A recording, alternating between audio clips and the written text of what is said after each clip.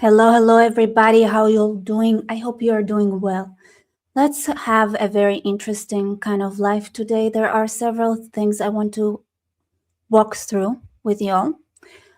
One is being that first, I realized that it's very important to think a little bit out of the box and try to imagine what would my perception of the world would look like, of this world as well.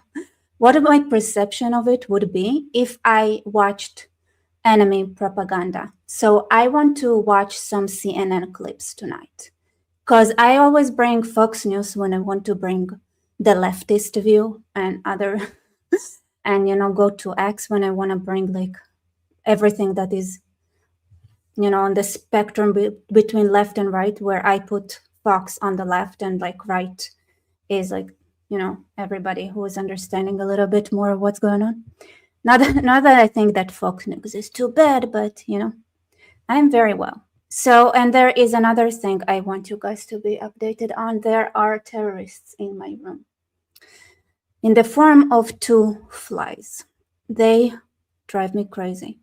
And because of there's so much tech here, chasing them down is not too simple. And I want to also think with you all together. Thank you for doing your part. How is everybody doing? How are you feeling about the non-existent ceasefire while the UAE getting attacked and everyone else? A couple of days ago, I sat here and I said, what would be an amazing thing to do? Just put just close the Straits of Hormuz. Just close them. Just, to prove a point. You get a little heart attack and the world gets a big heart attack. For example, who is getting a big heart attack right now? Ireland. So let's go and check let's hear what is happening in Ireland. And I didn't want to think too much about Ireland, so I'm just gonna put where are you? My friend here, a British dude that I sometimes watch for entertainment's sake. Where is it? I should have saved it. I thought I saved it. Oh well, Ireland. I'm gonna find you soon. Hello, everybody. And okay, so we're gonna start with thinking about who exactly was the art of the deal aimed at. Because sometimes, everybody's shouting, let's have a ceasefire. It's like, okay. And then they watch and learn that there is no such thing as a ceasefire.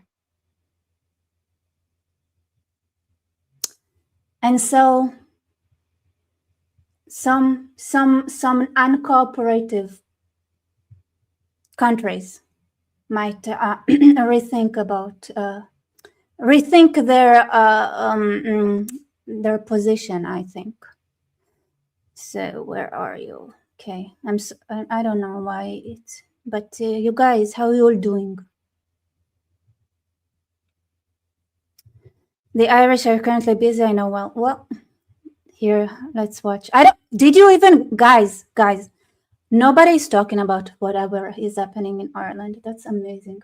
You know what's driving me crazy? I just realized that YouTube changed their layout and I automatically just press on things and it just takes me to somewhere I didn't want to go. Something like changed. Hello, Shauna, I hear ya. How are you? I wish it was mosquitoes. It's flies. Flies are so much harder to catch. So much harder. Why is it so hard? Why is the layout so weird? Why is it so weird? I don't like it. Oh, okay, I found it. Thank goodness. You are correct. I must buy.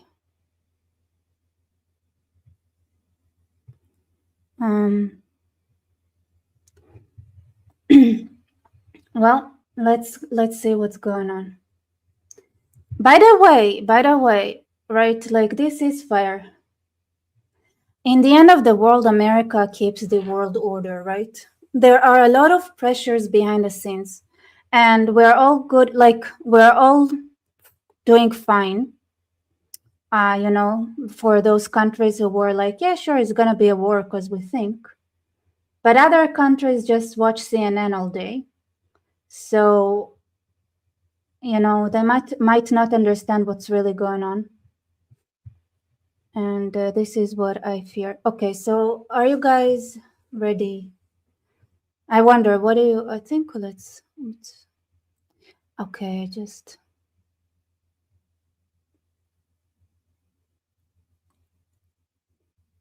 all right.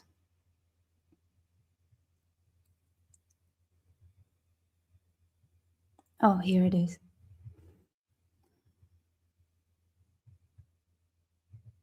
And by the way, oh, I mean, actually, there are a couple of videos I want to go through here. All right, let's do this.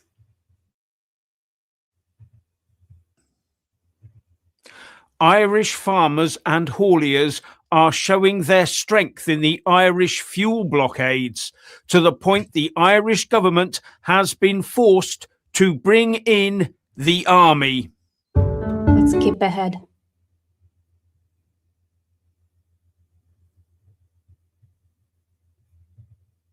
Now, the pressure of this started when the Iran conflict began, but the speed and scale of this protest has been quite remarkable, leaving questions as to how far this could actually go.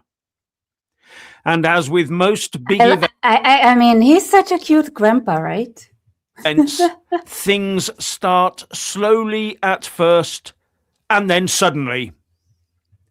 And drivers in the Republic have been crossing the border into Northern Ireland to buy cheaper fuel, when normally fuel tourism runs the other way around, as fuel is generally cheaper in the Republic than it is in Northern Ireland, but not at the moment it isn't.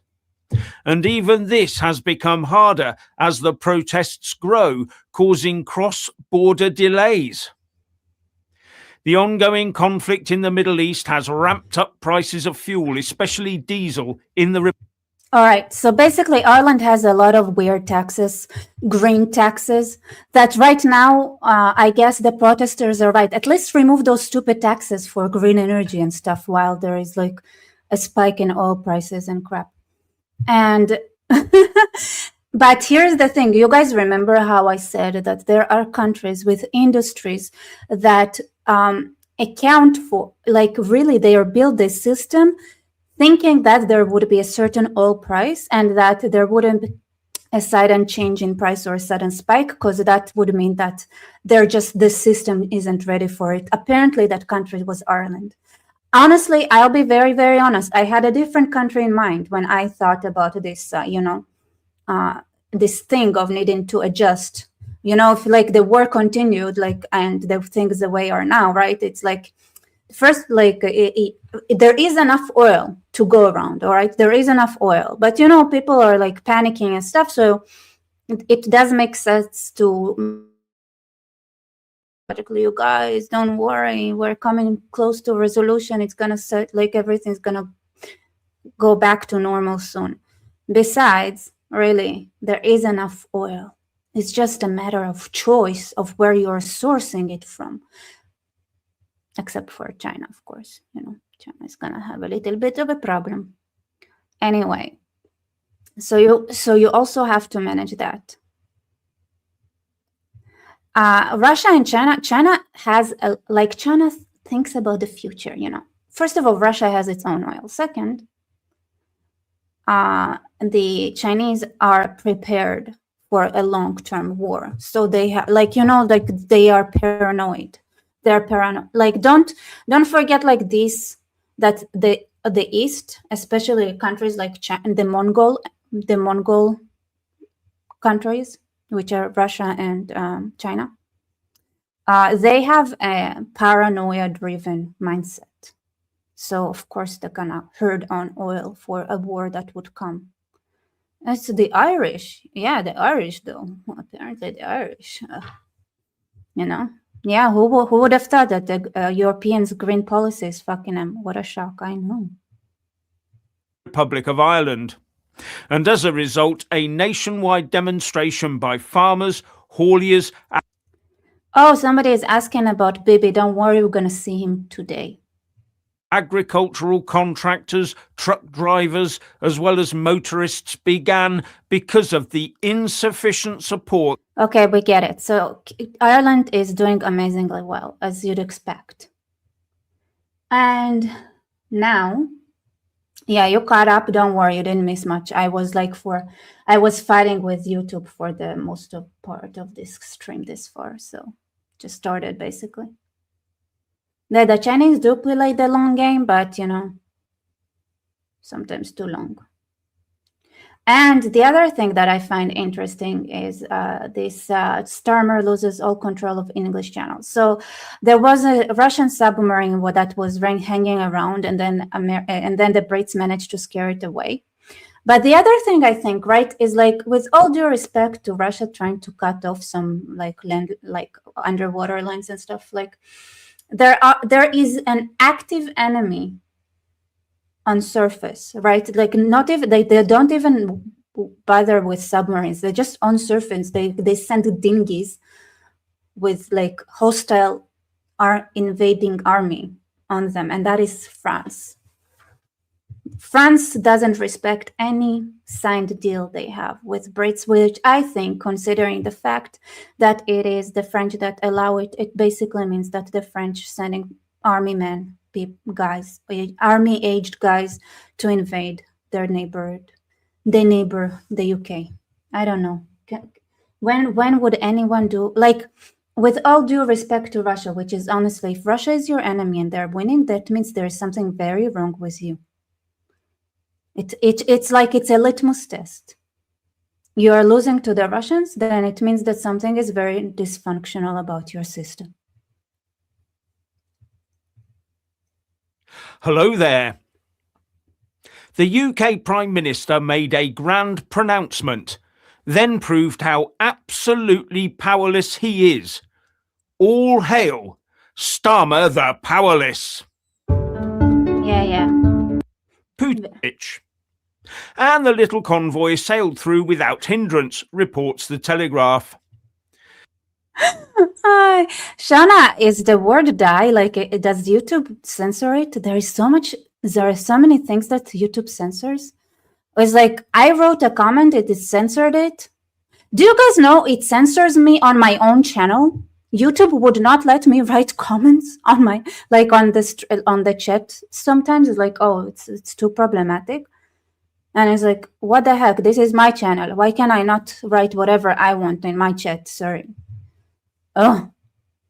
Nelson will be spinning in his grave. Starmer's Smash the Sanctions Busters is going exactly the same way as his Smash the People trafficking gangs. Except for having a Royal Fleet auxiliary ship shadowing the Russian convoy, the RFA Tide Force, which is a military afloat reach and sustainability, or MARS, tanker. It does have a flight deck and is equipped to accommodate up to 46 non-crew personnel, like Royal Marines, for example, as required. Yeah, whatever. So the English are so weird. When I look at France, I'm like, this is an enemy country at this point. I don't know. I'm very confused about the Europeans. They do so much to undermine. And by the way, I don't know. Whatever. Oh, I wanna read. Let me read this message from Reza Pahlavi. I don't do it much, but sometimes I do want to address if we're talking about the UK. So Keir Starmer had posted, the 2-week ceasefire between United States and Iran today is welcomed by the UK and our allies. The goal now must be a lasting end to the war. So The goal must be now to negotiate a swift and lasting end to the war within the coming days. We strongly, it's amazing to me that like do you have no interests in the outcome of the war? Like nothing at all? Like honestly, like honest. Nothing, like no interest, nothing. You don't care. Like Britain, like Europe, like you don't care what's gonna be. Like you don't care who's gonna win. You don't mind. It has nothing to do with you. I don't. What is this? I mean, Pakistan is not confused. They are with their brothers Iran, proudly and strongly. I mean, this Pakistani colony called the Britain is very confused. We strongly encourage quick progress towards a substantive negotiation. Like, okay, is there any paragraph here that says something that is not said in the paragraph before? Okay, this will be crucial to protect the civilian population in Iran and ensure security in the region. It can avert a severe global energy crisis. Here you go. There you go. Baruch Hashem, Baruch Hashem. Since just tonight, from what I've seen, the Iranians already made sure that there would be an energy crisis. Baruch Hashem. Thank goodness. Right? You got what you want. So it's like, this is the art of the deal. It's like, okay, this is what you want, this is what you get. Okay, fine. You asked for it, you're welcome. You're welcome.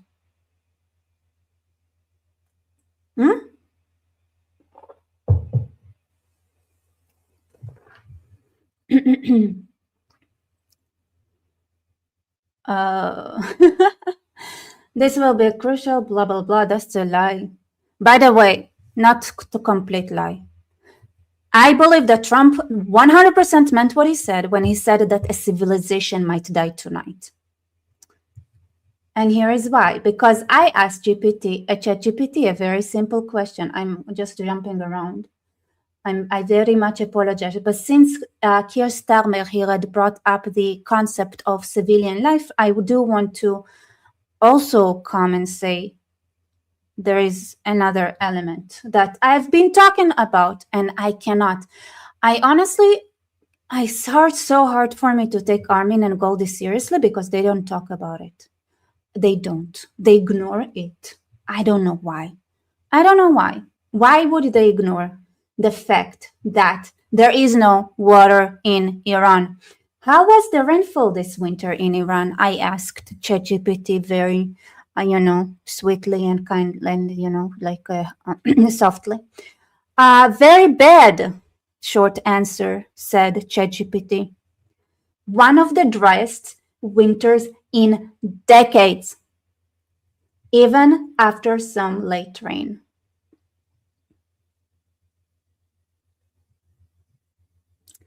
Extreme deficit. And so I've asked, because in theory, I'm pretty sure that if I remember the timeline is that the day zero for the entirety of Iran is basically in maybe like in 2030 or so, if I don't remember the exact date, but I made a video about it and I talked about it a lot. So the thing is, Iran is now running dry, extremely dry. And here's the thing, when you have such a situation, what do you need to do? You need to run campaigns, countrywide campaigns on how and where collect water if there is no water in your tap, right? It's like you need to have communication. You need to teach them, hey guys, when you brush your teeth, close the tap. I mean, we had an entire genre of how to save water. And I remember, by the way, like, I don't know how, I know that the education in water saving in Iran is pretty bad from what I've heard from the inside. But let me tell you a story that, the story from my time at this, like the birthright trips. So basically, they did something similar for high schoolers, and we were traveling around the country with a bunch of Americans. And what happened was that the Americans would leave the taps open, and we were nicely and very thoroughly brainwashed that Israel is running out of water and we must save water and we shouldn't waste water. And by the way, it's like it is still taught, because why waste water? And it costs money. Well, we pay for water. This is one of the tricks that made the Israelis that helps save water. And water in Iran is also subsidized, if I'm not mistaken. That means that people don't even understand what's the real cost of the water they use. And what happened with the Americans was that they would leave the taps open and we would close them. And they got angry. How dare you close the tap? And we're like, this is wasting water. And we were in the middle of a desert. I'm like, look around you. Does it look like we have plenty of water around here? Open your eyes, you asshole Americans. And by the way, for the record, okay, there is before this war, right? There were a couple of decades of American Jews and Israeli Jews being very, very much, there were issues between us. And this is one of them. This is one of the things, right? This is one of the things. It's like you're like they would this belittle, get angry. You're not gonna. I want to leave the water open full when they brush their teeth an hour and go they and it's like, but we're look around where there is no water, and it's like. As I just remember when they left, we were like, who are these creatures? And are you sure that they are related to us? These things are Jews as well. Anyway, that is how Israelis felt about Americans, and American Jews know that, which really did not help with the fact that, with bringing the two sides of the ocean together. So, yeah. Anyway, Baruch, thank goodness, right now the rise of anti-Semitism in the United States brought 50% of the Americans back into the Israeli oh crap, this is our people kind of hands. I mean, I think that's I don't know how much, but there are a lot of lost causes when it comes to Jews in America, but they go around and as a Jew they say all kind of stuff as Jews while knowing nothing about anything. All right. Anyway, I can imagine that that there are a lot of people who would argue this. Looking back now, I think that when you have a cultural clash like that, because for the Americans, it was we were violating their private space, right? Because it's their decision to make. It's they can do whatever they want. We were violating their individuality by imposing our stupid values of saving water on them, which is a clash. It's a cultural clash because to them it's individuality matters more than the Israel is having water right tomorrow. So I don't know, it's not the problem. Also, it's also this thing of them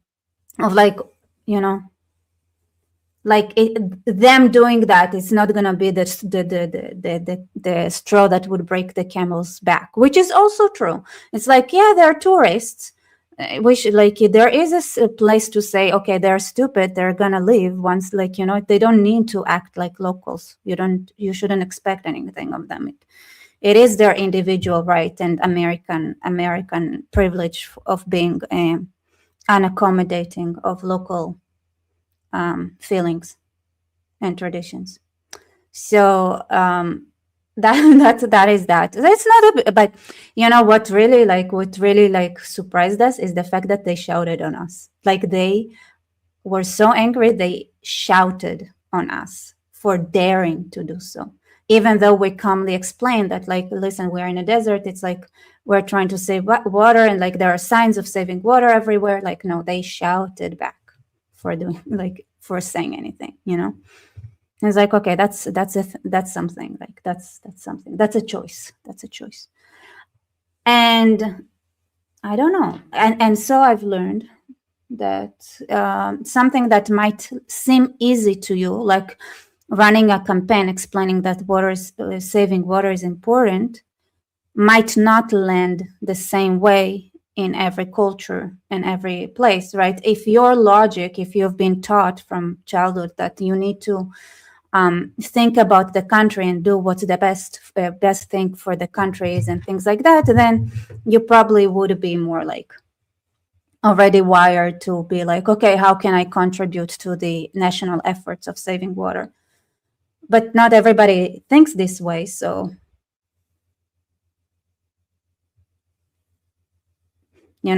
those kind of campaigns like are not gonna land the same. I cannot with these flies. I told you they're gonna drive me crazy at some point.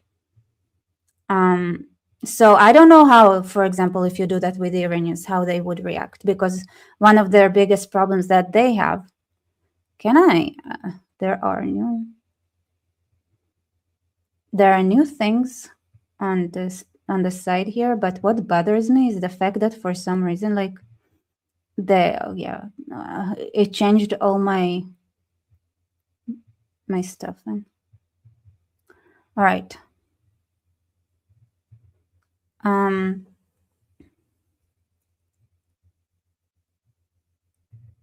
There is a lot of you. So okay, so now there is a water crisis in the U.S. as well. So is there a behavioral change then? Is there a behavioral change? So I don't know, like how. So there are cultures, right, where if your neighbor wastes water freely, for example, the Arabs, right, and you wouldn't save water because first of all, like, you steal water, you just steal water from pipes that go around. You don't actually think, like, you don't pay for it anyway. You're gonna find a way to, because the wires are outside, like the pipes are outside, right? It's like the Hamas people, for example, like dug up the pipes and used the actual metal as rockets because it's already shaped, in a shape of a rocket, and then they didn't have water. So it's like this kind of mindset exists as well, and then it's like so if Israelis had this mindset, for example, they would look at the Americans and like, actually, why do we care so much? Well, let's do the same, right? So it's this different cultural things, like it's like, and just just the fact that like there was all those campaigns that so many Israelis had cared. Like one of the biggest, one of the most important part of the newspaper used to be the so we have like a meter that shows where the water level of the Kinneret is at, which is the Sea of Galilee.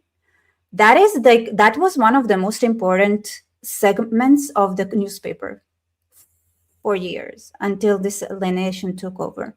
So people would go and check it, right? Everybody were like, this is like, people followed the water level of the Sea of Galilee as if it was like, I mean, it was super important, but it was like the front page news cover so many times. And so for me, growing up with that man, yes, this fly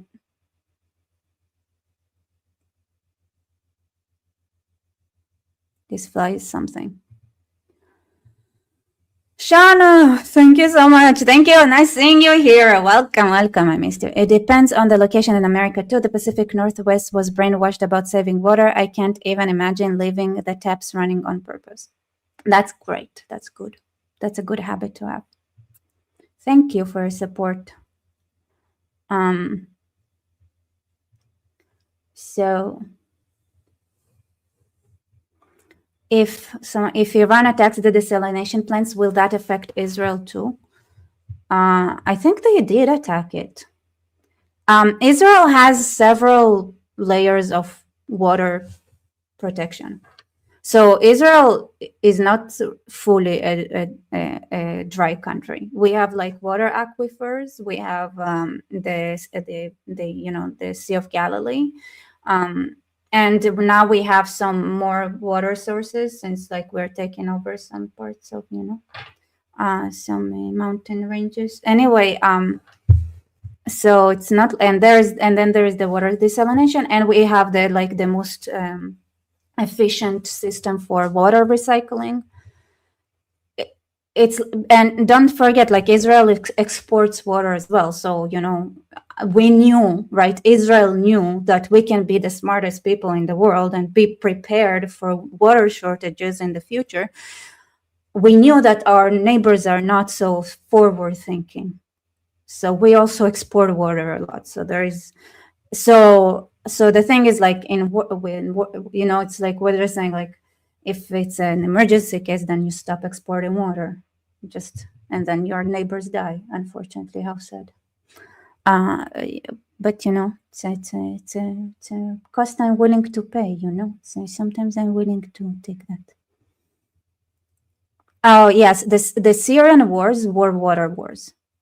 They were water wars, and I remember I had an argument about it. So okay, so I studied engineering, but we had we had a legend. Okay, so I don't know if you guys it's true or not, but there was an entire legend of why engineering students were forced to take some humanity classes.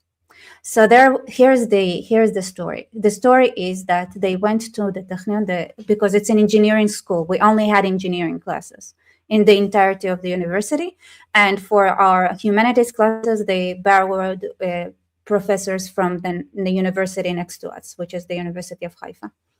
So we had this legend, because for us it was like a punishment. Why don't we need to suffer through the humanity classes, which we had like to take I don't know, several humanity classes, which were all ridiculously themed as far as like engineers were concerned. But it was just like, okay, we would just try to catch the ones where you need to do the list and you can sleep in class, and then get like and then the exam doesn't require like the professor is like just lets you like guess the answers and go home. But the story was that one day a professor came to the engineering students in the university and told them to create a pipeline, not a pipeline, but like pipes for transmission of blood. So they started calculating the viscosity of blood. They searched for like the chemical composition of blood to try to understand like what would erode the pipes, how do you make it flow properly, things like that. And then in the end, the professor was like, "You guys, why did no one here ask? Why the heck do you need to transfer blood like that? What is this engineering for? What is it for? Nobody here is gonna ask like why you all got this kind of assignment, and who is gonna use it and how." And that is the story that we get every time we complain about the stupid humanity classes that we were. There you go. Thank you. See, you're focusing on the important part. So this is the story we would get, like we were told every time we would ask, like, why do we need to go through the silly humanities? It's like so that you would learn to be humans, not just engineers. Yeah, that's life. Anyway. Okay, right now, this stupid the fly, I almost got it, but no. Alas. Why is it against me? I bet it, if I don't get it. Ugh. All right. So anyway, bottom line, engineering style. Maybe that's what GPT likes, and like the rainfall input is minus 80% to minus 90%. So that's not good. Late correction, winter storms, minor. System state already depleted, output, continued water crisis. And what does it mean? Thought. Anyway, summer starts from a weak base. It's structurally less survivable for water system. And without you need a saving water campaign. You need people to know where and how, like, when they can get water, you need people to, there's an entire system. Uh, okay, the worse electricity risk, agricultural damage, and food pressure. More unrest risk, and bad winter means summer arrives early, which means that is fun. Yep. Um,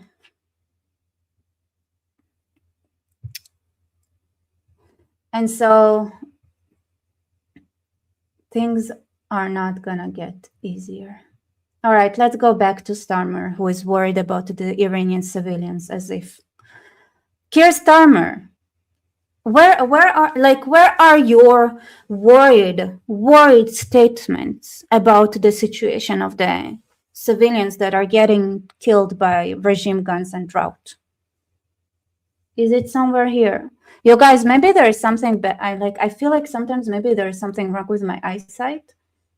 Can you guys, or maybe my English is not too good, can you guys tell me, like, is there something there that talks about it can avert severe global, so, and also, can somebody help me, like, how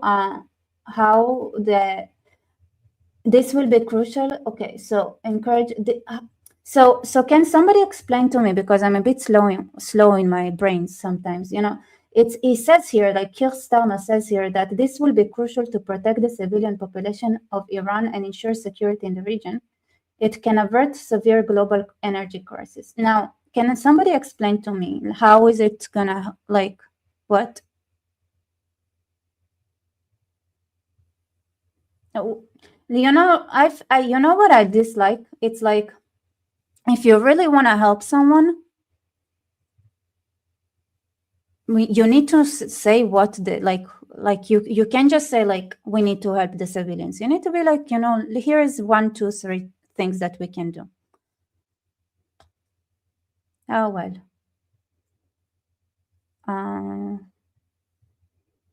If I can see you guys making fun of me in the comments. Don't see it. I don't think I don't see it. I see it. I see it. It's not a global energy. I don't know. I mean, by the way, like, so Ireland had a very, very short, like, who would have thought that the Irish population would break so fast, even before Egypt. That's very impressive. So Reza Pahlavi here's what he had to say. The United Kingdom has endlessly appeased the criminal regime in Iran. The Prime Minister speaks of protecting the innocent civilians of Iran, but failed to act to help to stop the regime's massacre of 40,000 innocent Iranians in January. Only an end to this regime that brings terror to Britain's own shore would, with the help of France, it's very important to remember that they're the same bed, the French and the Iranians. I think, at least, speculation, speculative, So it's like, Britain's own shores will yield lasting peace and regional stability. Keir Starmer should follow the footsteps of Churchill, not Chamberlain. I mean, he makes Chamberlain look like a strong person, like a strong warmonger gorilla. He should support the Iranian people fight for liberty. The Iranian people will remember who stood with them in their hour of need. If there's going to be any Iranian to stand after all of that.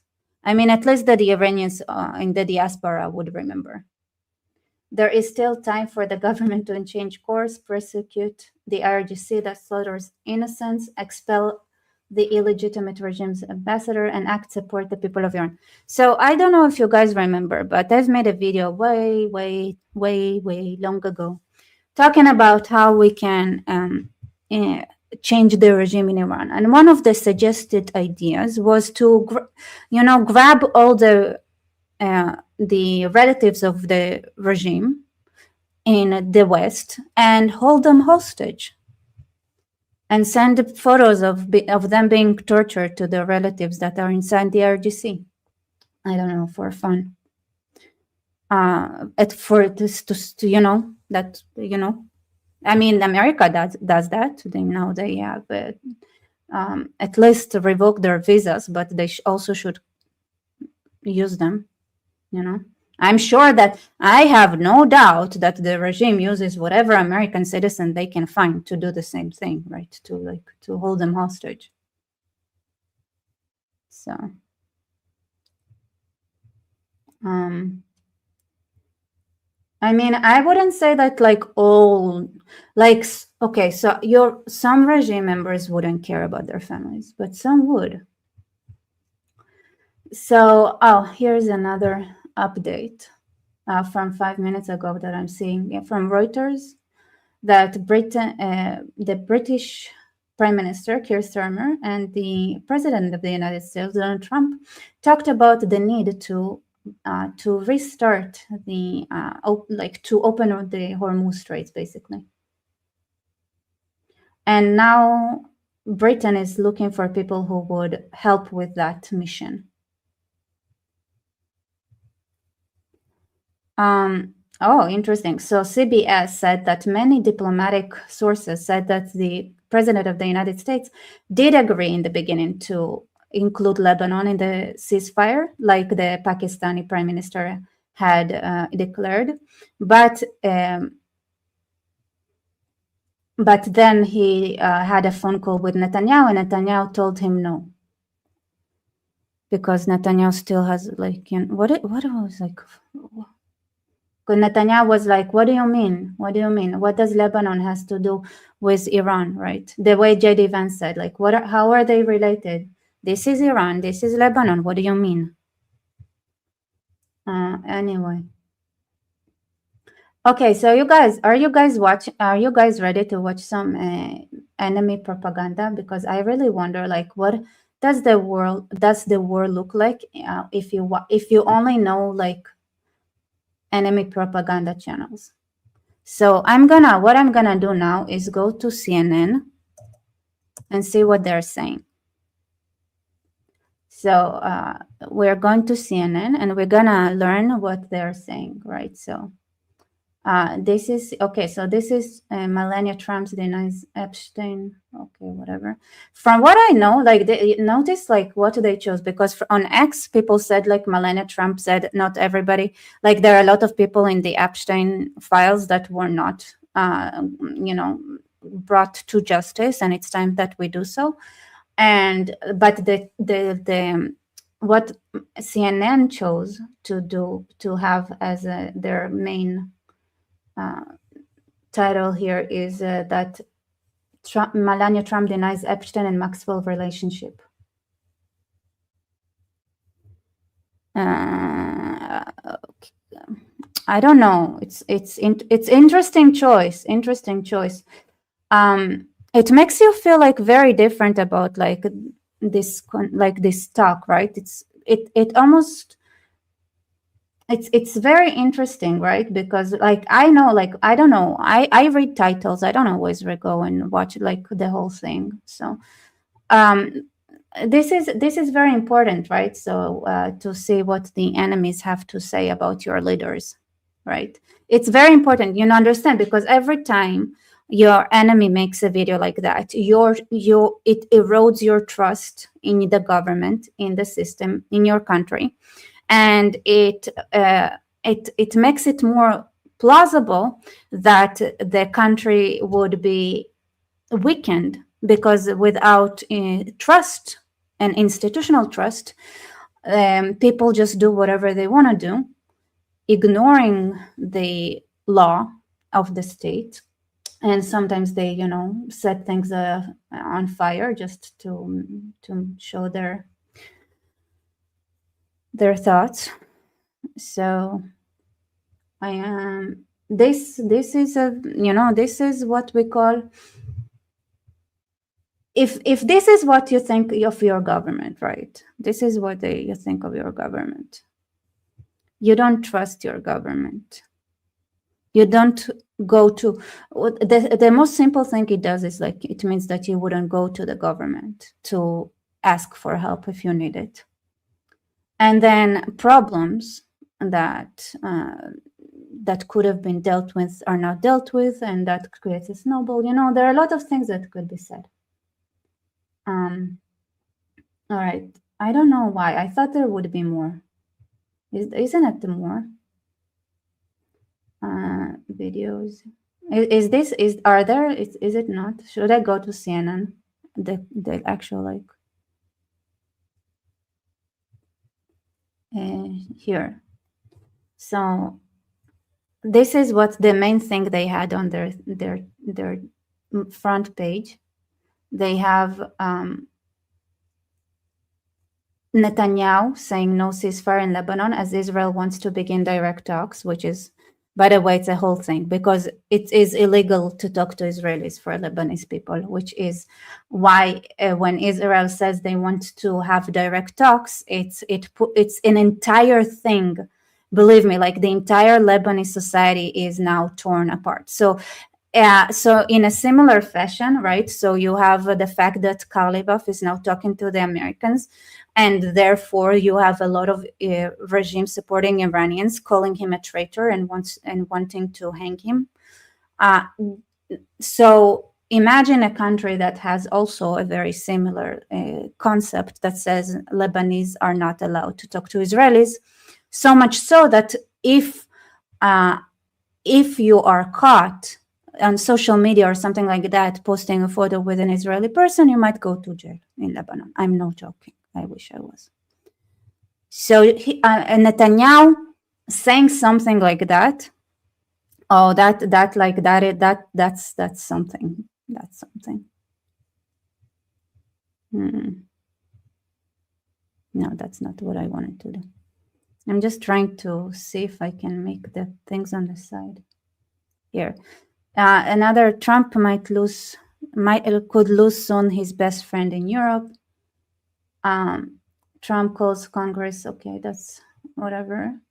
UK and Norway led a military operation to deter Russian submarines in the North Atlantic. Wow, good job. Unbelievable. Global criticism mounts over Israel's attacks in Lebanon, which killed over 180 people. Exciting.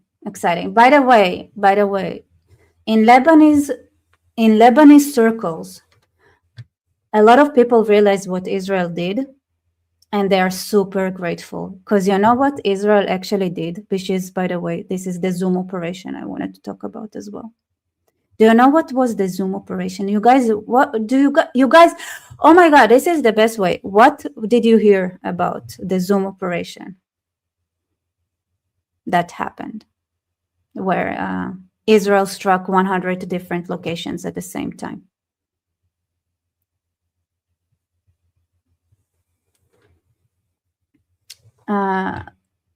CNN reports from Beirut after hundreds killed.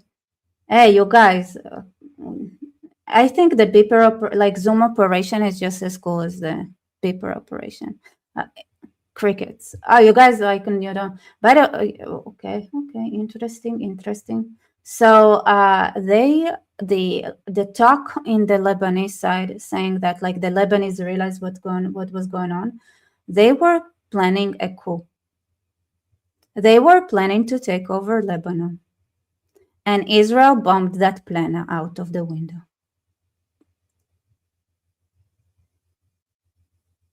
So they had a Zoom meeting. The Hezbollah had a Zoom meeting, right? Because they learned that if they all gather in the same place, they might get attacked. So they're like, okay, let's do it online. And the online choice was a great choice because Israel just looked where their IP addresses are at, and then they bombed them at the same time, 100 locations or so I've heard. So it's really cool. With planes. All right, let me show you a little bit of that. Actually, Um,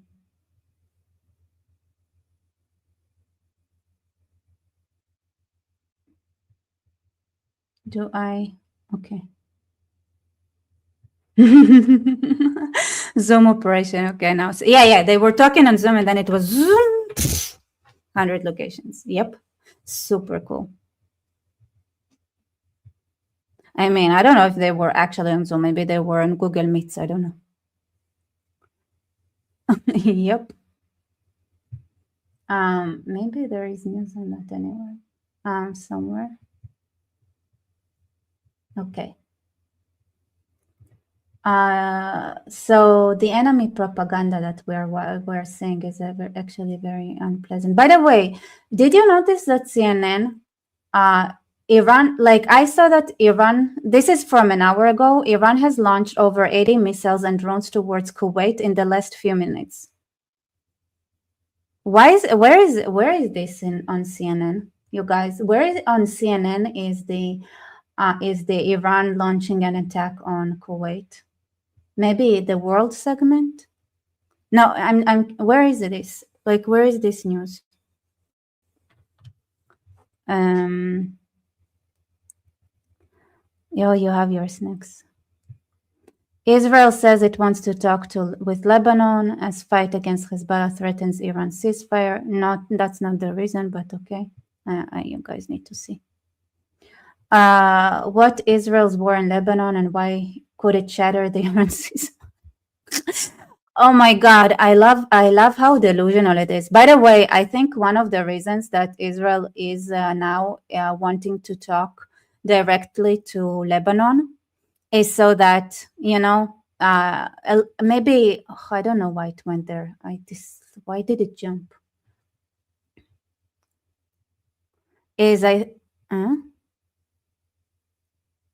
Iran says they didn't attack. Who attacked Kuwait then? It was not Iran. Iran says it was not them. Interesting. Polish man arrested following undercover CNN investigation into online rape networks, which I'm pretty sure they found the one Polish person, right? The one Polish person. Like, ignore all the Pakis that do it everywhere. And they found the one Polish person, and they're so excited that it's now it's the third most important thing they had to say. Good for you. So sad. Why does it keep jumping? What did I ask? And why does it have this black thing suddenly at the top?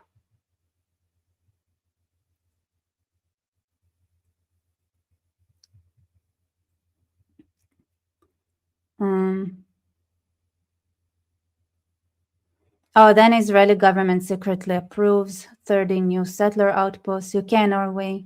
North Korea says its latest tests include missile armed with cluster bomb warheads.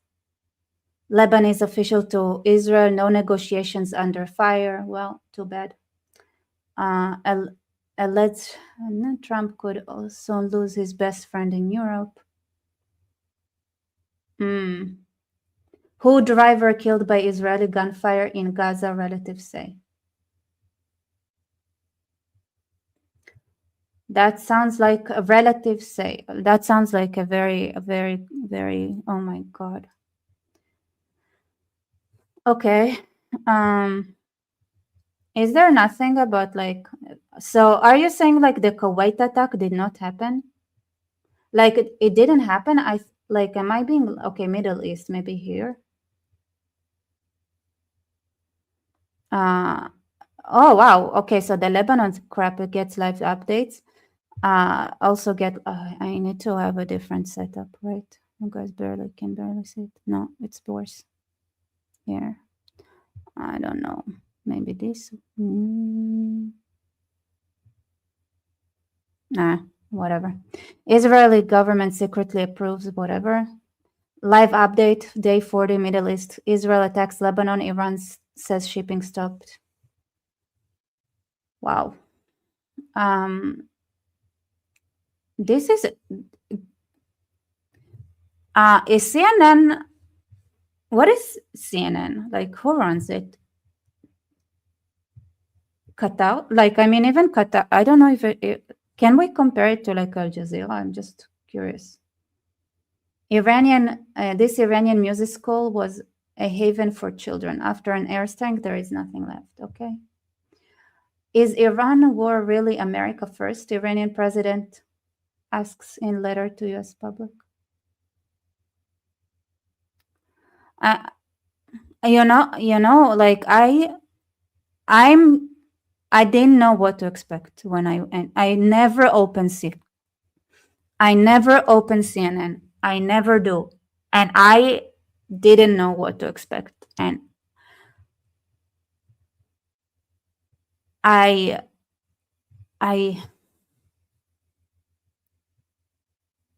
it's insane. What the?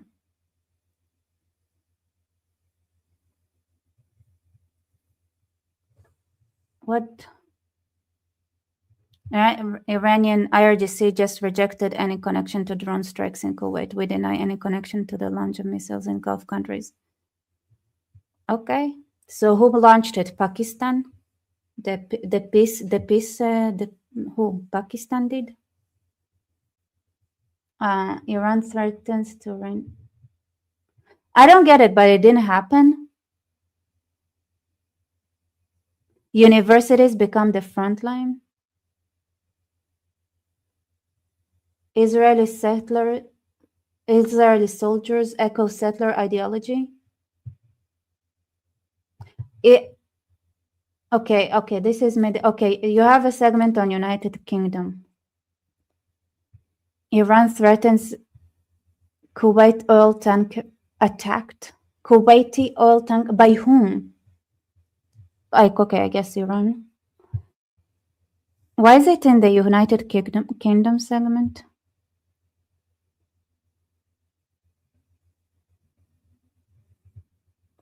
Trump lashes out of Europe as growing number of allies reject US calls for help. I mean, whatever, who needs Ireland, right? Fuck it. I guess Ireland already lived out its existence. Let it collapse. Oh my god. You guys, what am I saying? Okay, Americas. Oh, that's nice. There is a, I mean. Okay, so where's the, okay, so this is CNN World. Where is then, okay. US politics. Trump, there is a segment on Trump. I love it. This is fun. Okay, International Arabic and Espanol. Okay, let's do the US edition. Maybe because I'm in the international one, I'm getting something bad. Okay, so here's the US edition. I'm gonna bring myself here.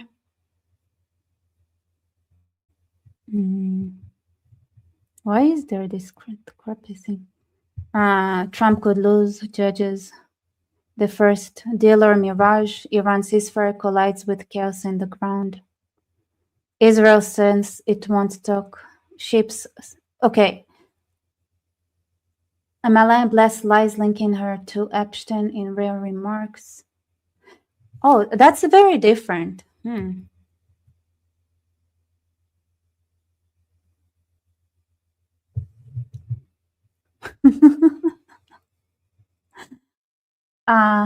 So to be honest, if we look at this from the US edition, it doesn't look like a complete foreign propaganda. It's almost like it's I guess, are these the same?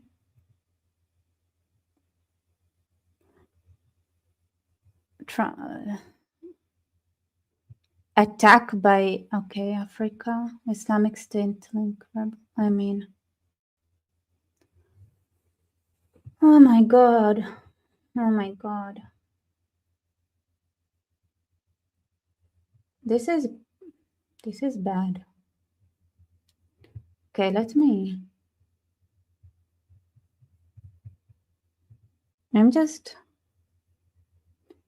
I mean,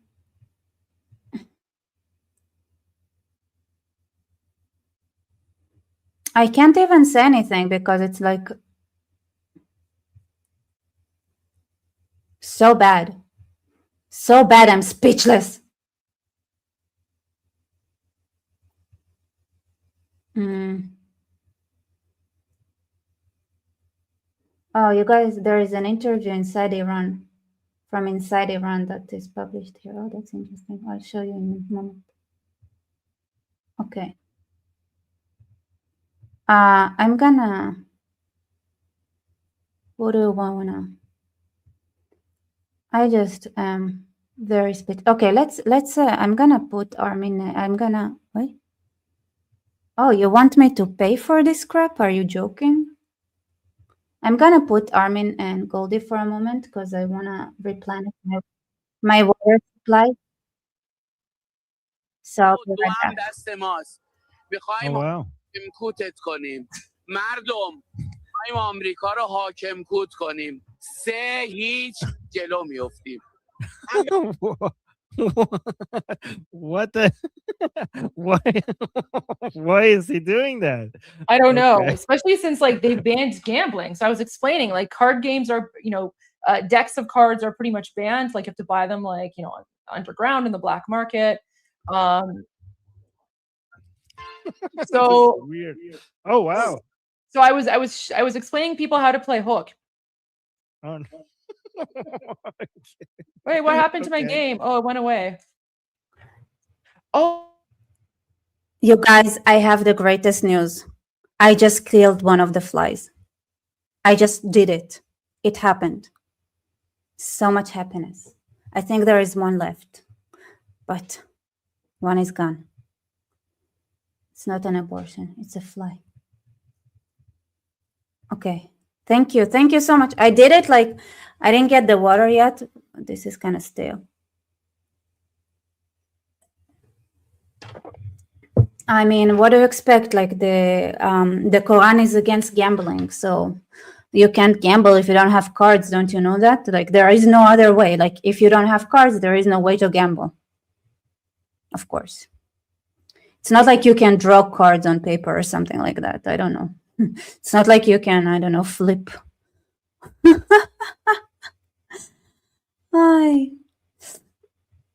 I just cannot. I just can't. Okay, I have. Okay, let me show you more things I have been preparing.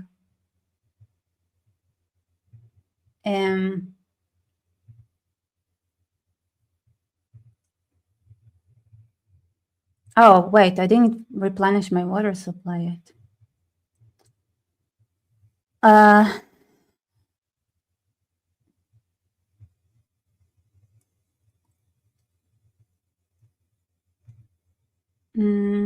This is a bit okay. I feel like that's not interesting. Oh, you guys, you know what I just discovered? That Hexeth was like also blamed for selling like an easy war to what was it wrong? Easy war to Trump in the mainstream media in America. And I discovered it today. Can you imagine? Like, I'm so shocked. Oh, here, Andrew Fox. I'm gonna show him. I'm gonna show him while I go get the water. I'm gonna fetch the water from the well.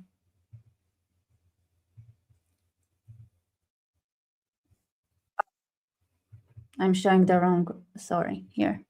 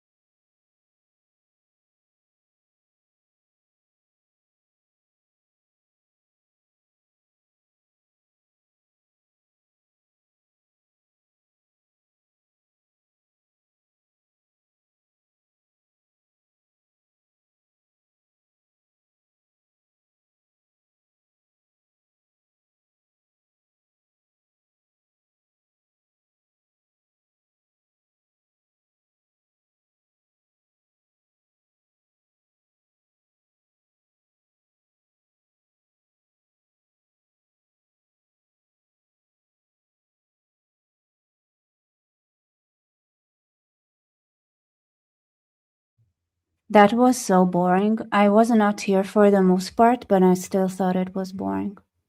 I'm so sorry, you guys. I don't know why so many people shared it, honestly. I hope it didn't get me in trouble. Ugh, with this music crap. Let me see. Does it say?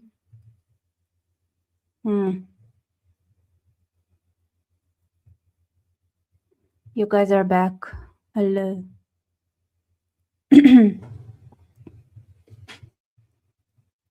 All right.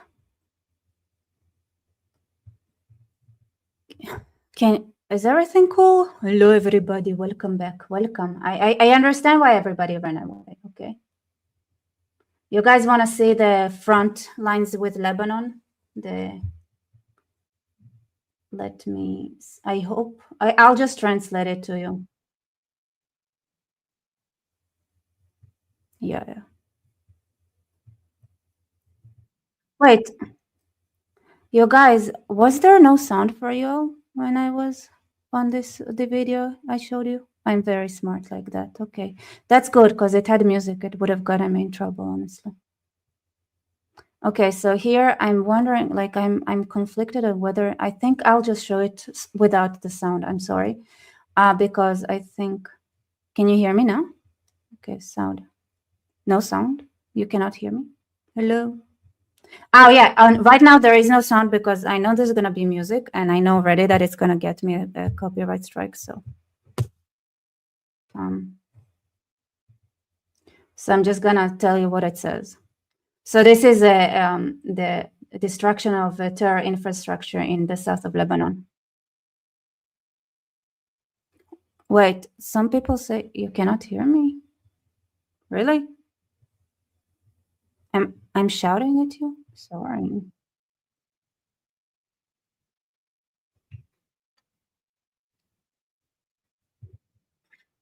So they bring up the fact that like the people that are on the border with Lebanon who had been basically getting attacked, they basically live in shelter.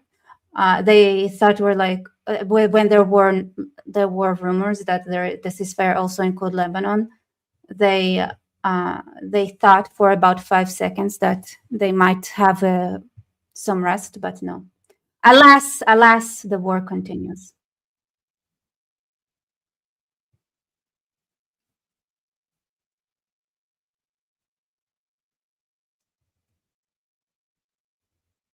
Yeah. So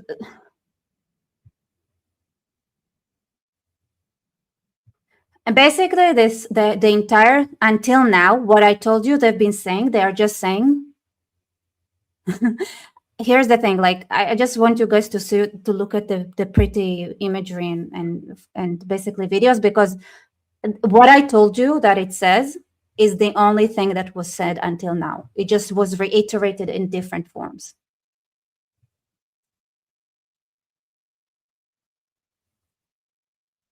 So this is just, you see, like this is things that are getting hit. So they're also like adding, I'm shouting because it's too loud in my ears.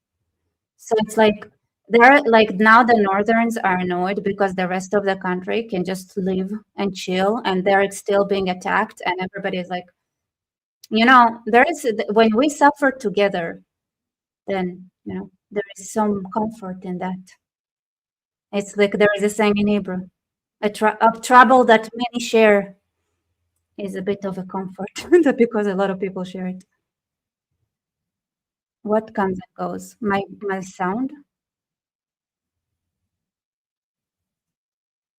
Yeah, you're not gonna hear it because like they randomly add music on, which gets me in trouble every time.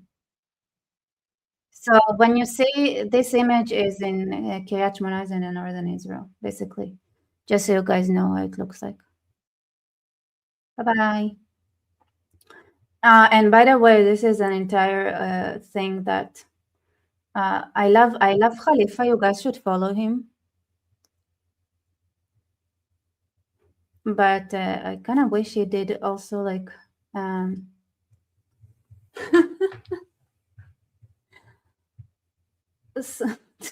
this is so funny. Oh my God, I'm dying. So Avichai Edrei is very famous in Lebanon because he's the guy who gives the commands to evacuate in Arabic, and he's super like everybody, like not everybody in Lebanon knows him. Like he's like a superstar. And this is she's a Lebanese like singer, and she calls the Avichai Edrei to come and to pray together for peace. So I was like, she looks so high when she does it. It's so funny. Girl, as far as, by the way, I don't think they changed the law. Did they change the law of Lebanese not being allowed to communicate with Israelis? Because if they change that law, that would be amazing. Otherwise, girl, you're gonna get in trouble. Here's another talking is. Oh, this is a Hezbollah supporter. Why is there so many until I get 6 hours?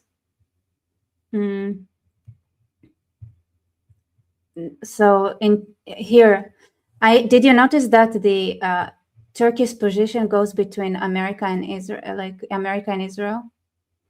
So Turkey basically is very much in bed with the IRGC, even though Turkey has a very good relationship with the United States. I'm not sure it's true, though. فقط على اعتداءات إسرائيل أو هجمات إسرائيل، كيف كان موقفها من أمريكا بالتحديد؟ أنا أعتقد هنا ينبغي أن نفرق بين الموقف وبين التصريحات. في الموقف في حرب أمريكية إسرائيلية، يعني منذ اللحظة الأولى كانت الهجمات من الطرفين والخطاب من الطرفين والأهداف مشتركة بين الطرفين، والحديث عن إسقاط النظام وعن تقسيم إيران وعن يعني تفعيل الأكراد وغير ذلك. He's talking about like that Turkey, the way it communicates to the United States and what it really thinks is very, very different. And for some reason, like people are thinking that America is so stupid that they wouldn't notice. Like they don't have people who translate Turkish content that and Erdogan saying a lot of Islamic crazy crap and him crying for the Ayatollah and the IRGC. والحديث عن إسقاط النظام وعن تقسيم إيران وعن يعني تفعيل الأكراد وغير ذلك. وهذا بالمناسبة الذي فاتني أن أقوله بحسابات تركيا الداخلية. أهم ملف في الموضوع الأمني هو أنه ماذا لو تمزقت أو قسمت إيران لملف الكردي قد يفعل وتركيا فيه محاولة لملمته إن كان داخليا أو إقليميا. هذا أمر يعني كان أساسيا. فلكن على مستوى التصريح تركيا منذ سنوات وخبرتها مع ترامب ليست إيجابية دائما. تهديده عام 2018. Let me hear. I need to. So, thank you so much for your support, Ryan. Critics of the world in Lebanon always leave out the fact that the prime minister wants Hezbollah disarmed and the IRGC out of Lebanon. They also, like critics of the world of Iran, also completely ignore the fact that 90% of the population of Iran is getting suppressed and raped by the regime, and they really want them out. I don't know. At least they're consistent, I guess. By the way, like if there is a demonstration of like some leftist lunatics in Israel, for some reason the idea of toppling the Israeli regime becomes a very, very popular idea. I don't know. And I mean, like there are a lot of mysteries in the world. I find it very like, mysterious. You guys don't recognize Arabic? Not too hard to understand. Anyway. Blah, blah, blah.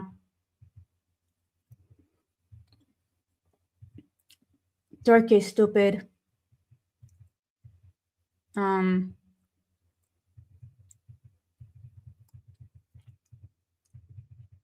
Is there something interesting that would be interesting? Oh, okay. So that's a good one. That's a good one. You're gonna love this line. Here's what it's saying here. You are mixing up Yani and Hebrew ani. It sounds similar. Yani is with and it's like Yani. It's like it's like it's how do I say it? Yani. It's like This is the same. Oh my God. It sounds like I can't translate it, but it's like yeah.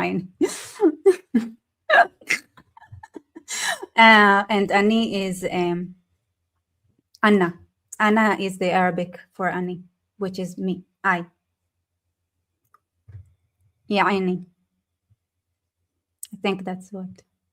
في اعتبار أن هذه حرب إسرائيلية أمريكية. حرب إسرائيلية أمريكية. أو البعض يعتبرها صهيونية صليبية على العالم. And there are people who see it as a Zionist crusade war on the Islamic world. So it's a crusade it's a Zionistic crusade war. It's a like we're instead of American like Israeli. So the Israeli is the Zionist part, and the American part is the crusade war part. So it's a Israeli-American war, but in other words, but some would frame it as Zionist and yeah. Yeah. Zionist, how did I say this word for a second now? Because I'm guys, I'm reading your comments and then I'm like losing my thread of thought. But you get it, whatever. الإسلامي وأن تركيا مستهدف هو القلب منها، لكن الخطاب and Turkey is a nice target, being Islamic as well for the Zionist crusade war. بس دائما يكون حذرا في هذه المسألة. I love it, it's who I always say like it sounds fun. Why not? And also like Pope Leo he's American, but he's from Chicago, so he's like Obama. So I don't know. Not really. I don't know. The world safer today than it was before the war was started? Absolutely. I cannot believe it. Listen, this is on CNN. Oh my God, they brought somebody to speak from the opposition. Is the world safer today than it was before the war was started? Absolutely. And this is thanks to President Trump's leadership. Oh my God. Degrading these capabilities. He said it on CNN and he didn't get thrown out of the studio just right away or talked over. It's really very important for your and my safety here in the US, in Europe, in the Middle East. CNN is such a sophisticated propaganda channel. Wow. Like they know how to go like to fly under the radar. Wow. Oh my God. This is so high level propaganda channel. Thank you. All right. I kind of wish there was more about what exactly happened in Lebanon. Why is it not taking like more attention? Because they did something absolutely crazy there. All right, let's go to bookmarks because I think I saved it. A theory is Trump needs a war to stop and then restart with new 60 days. I like the theory. I think it doesn't work this way. I've been told that it doesn't work that way. It's not like you can restart a war and you get a new 60 days, unfortunately. But like, if it's a ceasefire, it means it's not a war, right? So can you strike with, because the Iranians continued striking. This is it. A fierce internal rift is erupting among Islamic Republic supporters over the ceasefire. So I feel so sorry for a lot of these people because they are truly emotional. Like you can see how much they've been lied to, right? Like they've been their entire understanding of reality just shatters in front of their eyes. How traumatic is it? Can you believe it? Like, I don't know. Okay, that's old stuff. Like, I can't imagine. Oh, there is something new. Which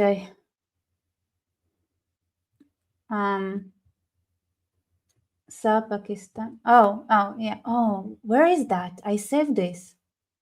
If I saved it, why can't you not see it? The fact that the Prime Minister of Pakistan called Israel a cancerous state. Where is this beautiful piece of information? Is that, you know what I've noticed? That not everything I'm saving appears later on my saved, on the bookmarks part on X. Is it just me? Did it ever, like, does it happen to you where you bookmark something and then it's not there?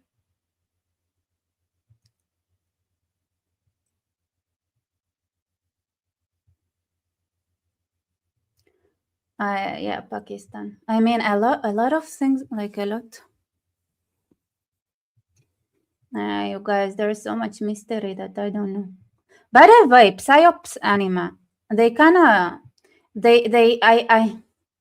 I don't like the video they made. This one, I'll show you. Like, I love them, I like them a lot, but they kinda disappointed me with this one specifically. Here, this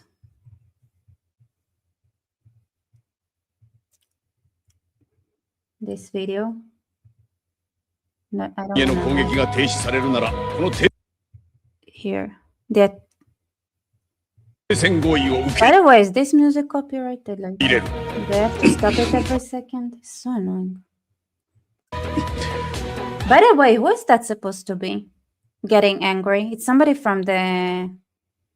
You guys, it's somebody from the Iranian regime, right? Okay, I'll just quiet it. I'm sorry. That's what you call it, the art of the... What? Did they edit it? What? There was a part there where Netanyahu is like slamming the table. Did they change it? Oh, here it says like Hassan Piker, and that's a second. Oh, that's so weird. Aragachi.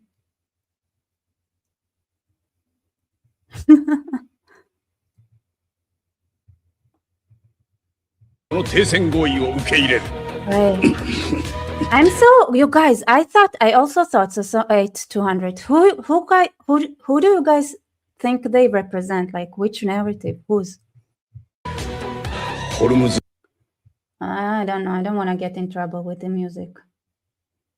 Here, see? This one is like Netanyahu is supposed to be like slamming the, like being angry. It's like, this is what they call the in the art of the deal. I don't think this wasn't necessarily Netanyahu's reaction. Oh, you guys are saying it's not copyright music? Okay, let's watch it. So what do you guys feel about? I don't like, and it's like I don't know.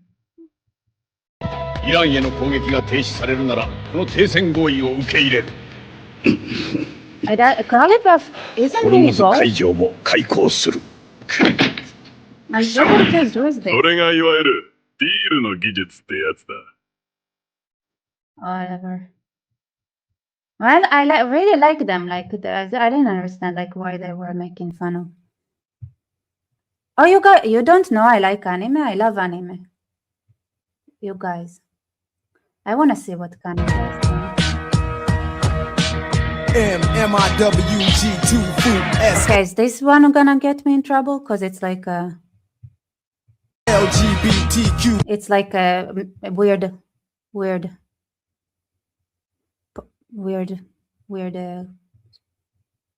QIA plus. I don't get it, but it's Iran. It's an AI tune, but it's like like it's the Eminem song, isn't it? It sounds like the Eminem song.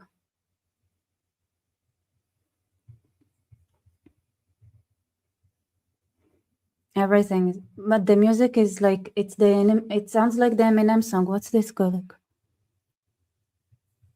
Losing the music, blah blah blah. It's all been a while. I can't rap for my life. I can't. So when we were in the army course, then the last week after like it's not. I think it's Lose Yourself. Yeah. In the last week of the course that we had in the intelligence. It was like breaking the distance with our commanders. So it is traditional to play all kind of pranks. And the thing is that the commanders need to like see you doing the most ridiculous things and pretend it's completely normal and nothing is happening, and just like go as if nothing happened. And the goal is to make them crack. And what made our commander like crack is me attempting to beatbox. The commander just ran out of the room, just like he couldn't, we went one by one, and I was like, and my attempt at beatboxing was so bad, it cracked. It cracked, yeah. So I cannot. So I can't rap or beatbox. Oh.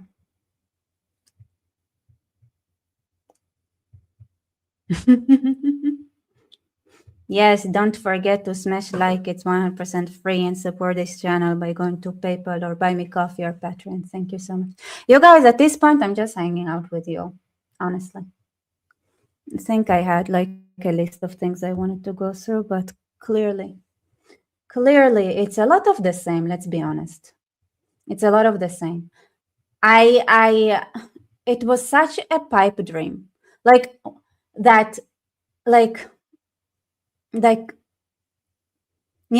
here's the thing, because I want to say that I was wrong, because I thought that the Iranians might open up the Strait of Hormuz. So I was like, okay, how do we get it to stay closed? But they didn't do it. Like all my scheming and planning with you guys to keep the Hormuz, the Strait of Hormuz closed, so that the rest of the world would learn a lesson. I mean, the Iranians I can't compete with them. Like, they are so stupid and insane that and they can't even buy time properly. And that is when the entirety of the Western media apparatus is completely collaborating with them. So I don't know. I feel humbled. Oh, this looks fun. Yeah, from an hour ago. I just can't. I can't. The idiots here, Tucker Carlson, Megyn Kelly, Cadence Owens, and Alex Jones have all been fighting me for years, especially by the fact that they think it is wonderful for Iran, the #1 state sponsor of terror, to have nuclear weapons, because they have one thing in common: low IQs.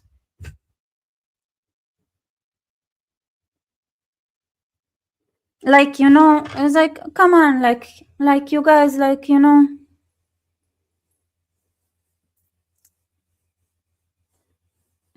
I can dream, but my dreams don't go that far,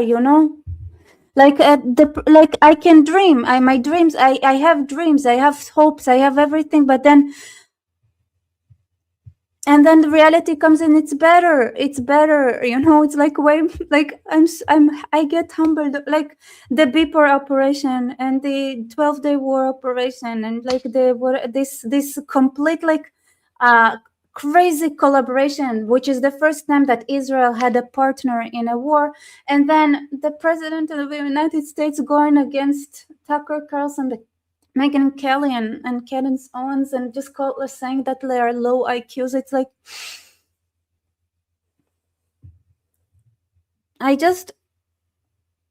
my imagination. I need to learn how to dream big, right? It's like, whatever I think is big, dream bigger, right? It's like, they are stupid people. They know it. Their families know it, and everyone else knows it too. Look at their past. Look at their record. They don't have what it takes, and they never did. And yet they are rich. It's not fair. Like, why a person that is trying to be smart? I'm not saying I am. I'm just trying to be I'm pretending. But I'm smarter than these guys. But whatever.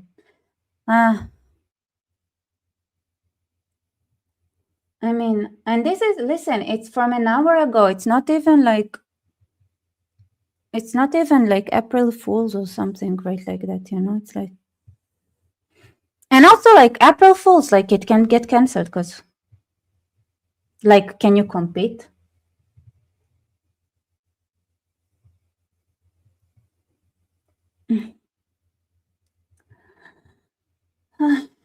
They've been all thrown off television, lost their shows, and aren't even invited on TV because nobody cares about them. They are not Jobs, troublemakers, and will say anything necessary for some free and cheap publicity. People had been making content that dissing these guys, these people, with passion for a couple of years now, right? How much content had been videoed? How much content had been created? And yet, nobody opened their mouths. So, like the president, you know, this is why he's the president of the United States. When he makes commentary, he puts all the commentators in the small pocket. Plus, it's reliable because he had known them. He had known all of them for years now. Now they think they get some clicks because they have third-rate podcasts, but nobody's talking about them. And their views are the opposite of MAGA. Or I wouldn't have won the presidential election in a landslide. MAGA agrees with me and just gave CNN a 100 approval rating of Trump, not hand-flailing fools like Tucker Carlson, who couldn't even finish college.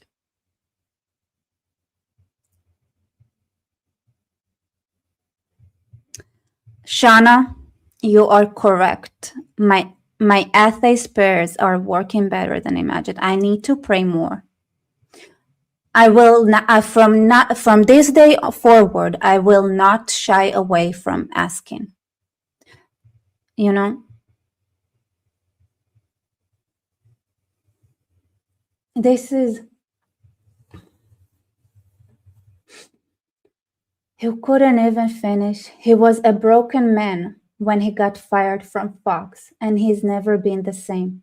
Perhaps he should see a good psychiatrist. Or Megyn Kelly, who nastily asked me on now famous Only Rosie O'Donnell question, or Crazy Cadence Owns.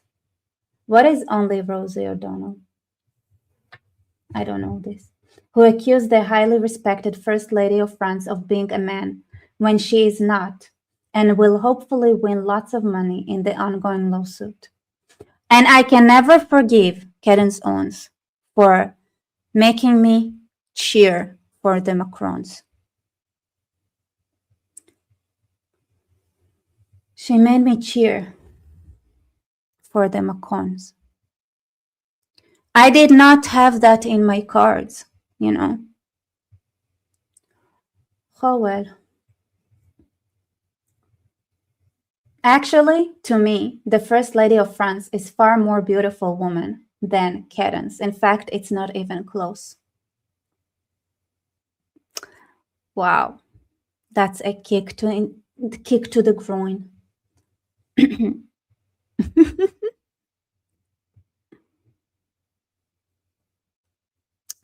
Or bankrupt Alex Jones, who says some of the dumbest things and lost his entire fortune, as he should have, for his horrendous attack on the families of the Sandy Hook shooting victims, ridiculously claiming it was a hoax. These so-called pundits are losers, and they always will be. Now fake news CNN, which now we know. Can you now we know, because we went to CNN and we looked at this, and I thought maybe I could say something. I thought I could say something about what kind of propaganda tools they use to brainwash the population, but it was so bad, they left me speechless, because they had a clear agenda that goes clearly against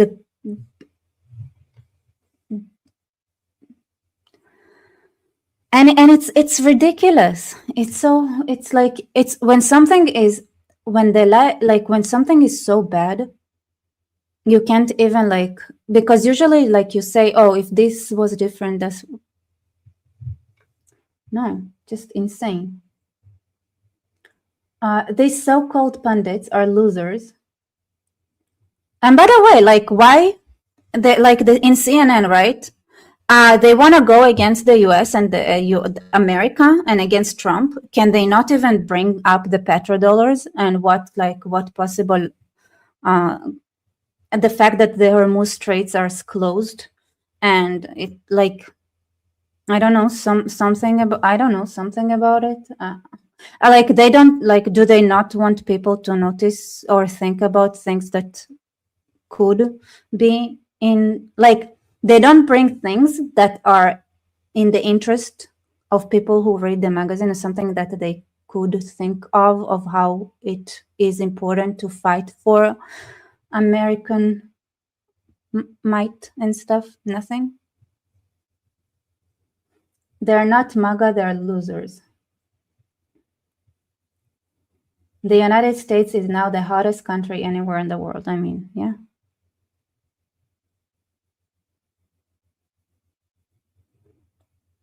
Oh my God, you guys, is that? I'm excited to read this one because the moment they talked about the Kurdish thing, I thought it was. I asked everyone who might know, was Tom Barak involved? Because Tom Barak should get fired yesterday. This awful human, and by the way, he did visit Kurdistan in the beginning of the year. I do know that.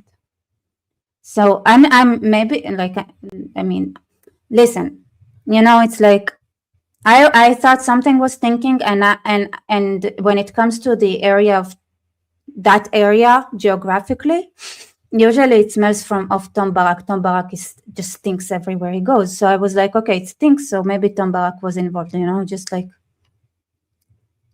So I'm very curious, like what KGG wrote here. How Tom Barak do it. By the way, I don't know if it's true or false. Maybe she just made up a story, but I don't care, honestly. I want him out of office. This is the thing. It's like sometimes I do have in my mind the thought of, conspiracy theory. And my question is, should knowing what I know about Tom Barak to on record to this day, should he be at his position? No. So does it matter if it's true or not? Who cares? As long as somebody notices that Tom Barak needs to go. Sometimes I also think thoughts like that. So here's what, and Metaton, okay, so this guy, that's the Druze person. How Tom Barak blew it. Why the United States lost a Kurdish front in Iran. Iran's Kurds had fighters, terrain, and motive, but stayed out of the 2026 conflict. The key reason wasn't military, it was trust. US policy in Syria signaled that Kurdish allies could be abandoned when it matters the most. Why Kurds didn't join. On paper, everything aligned. Armed groups, strategic geography, and a shared opposition to Tehran. But distrust, linked to US actions under Tom Barak, overrode all of it. The Syria effect. Kurdish groups closely watched US behavior in Syria. Pressure to integrate it into centralized state, signs of reduced US commitment, limited response to attack on Kurdish areas. The message, partnership doesn't guarantee protection. Turning point, early 2026, which really bothers me, by the way. Okay. The Kurds also stole our weapons. Well, as far as I'm concerned, they should have stolen more. I don't know who stole it, but they should have stolen more. Even if they sold it to the RGC, they should have stolen more. That's my thought on that. I hope it sets it clear. And here's the thing, okay? With all due respect to the Iranians, trying to apply the same logic to Iraq or Syria shows their lack of empathy more than it shows anything about their patriotism. And because when Armin and Goldie especially went there and said that the Kurds break apart countries like they did in Iraq and Syria, knowing, for example, the Druze situation in Syria, the Alawite situation in Syria, the Christian situation in Syria, what happens in Syria, and the fact that they are all under threat of the real genocide, and every area that was Kurdish that was taken by the Syrian regime, there are thousands of sex slaves that were taken as well. By the way, I also said to Armin that if there's one thing I want him to send to the Western,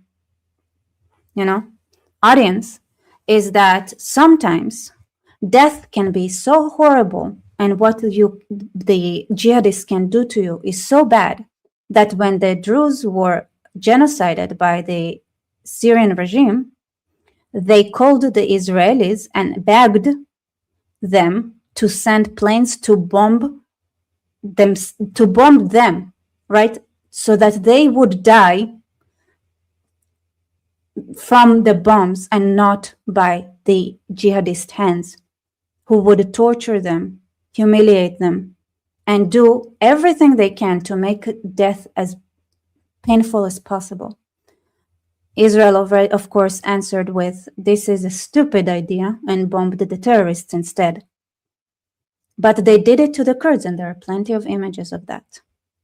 And then you go ahead and say that Kurds break apart the countries where Israel is extremely involved with, first of all, there was a Kurdistan historically. Historically, Kurdistan existed.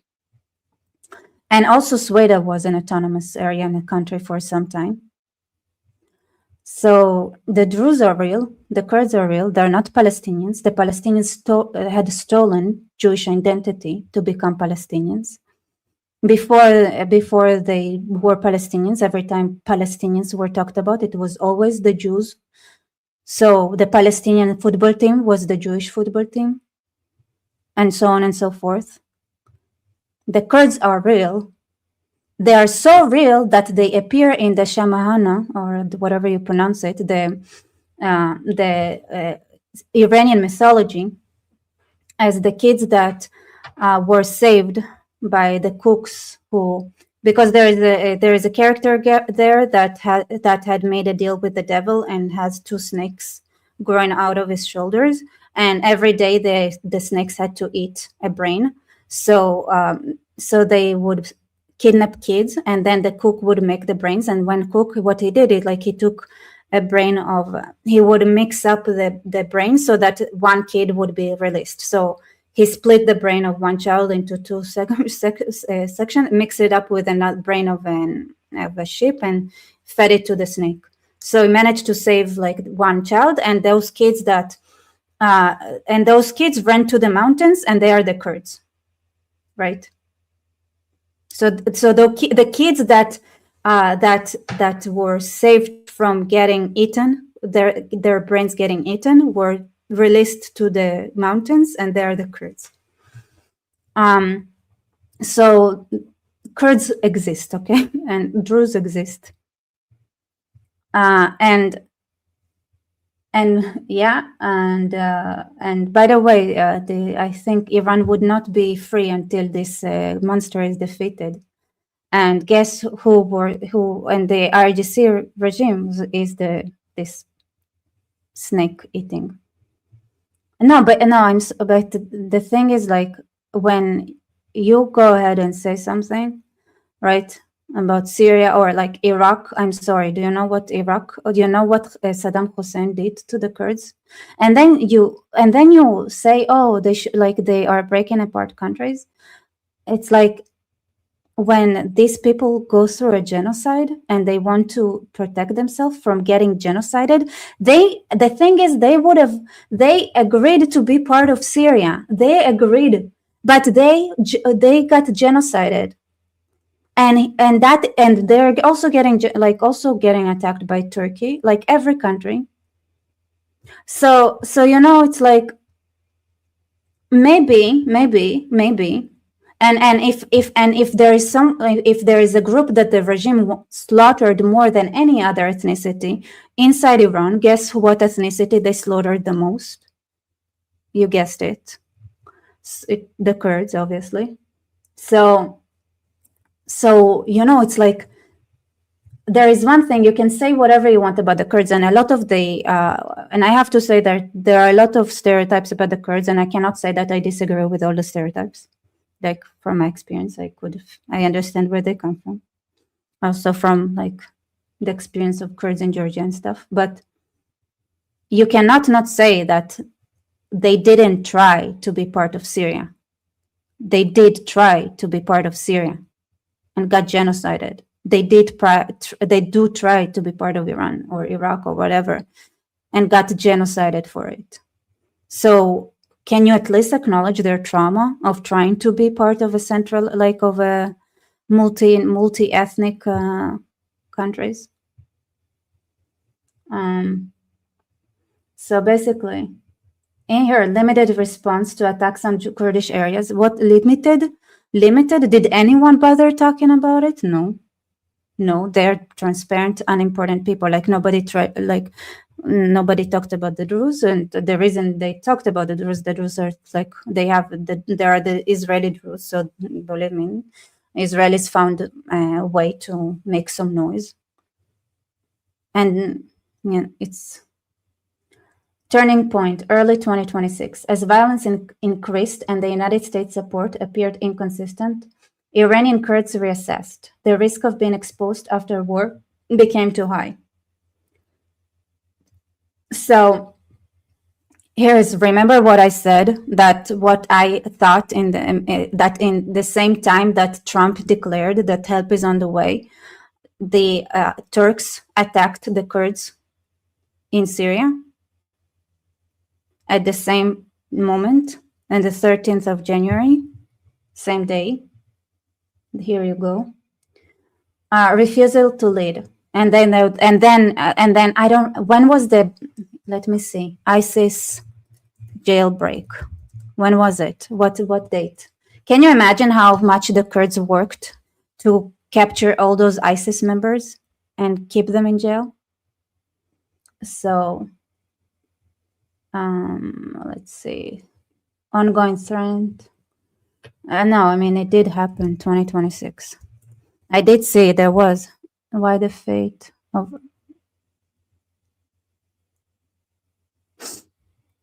What the escape of at least 15,000 detainees means for ISIS. This is February 25th.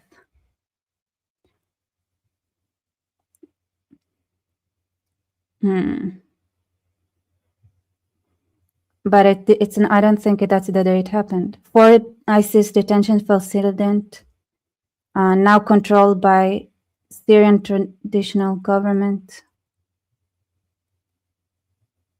On 18th of February, U.S. thwarted near catastrophic prison break. Syria ISIS terrorists escaped from prison. I'll share here. Just a search. Ugh, I don't know where it went.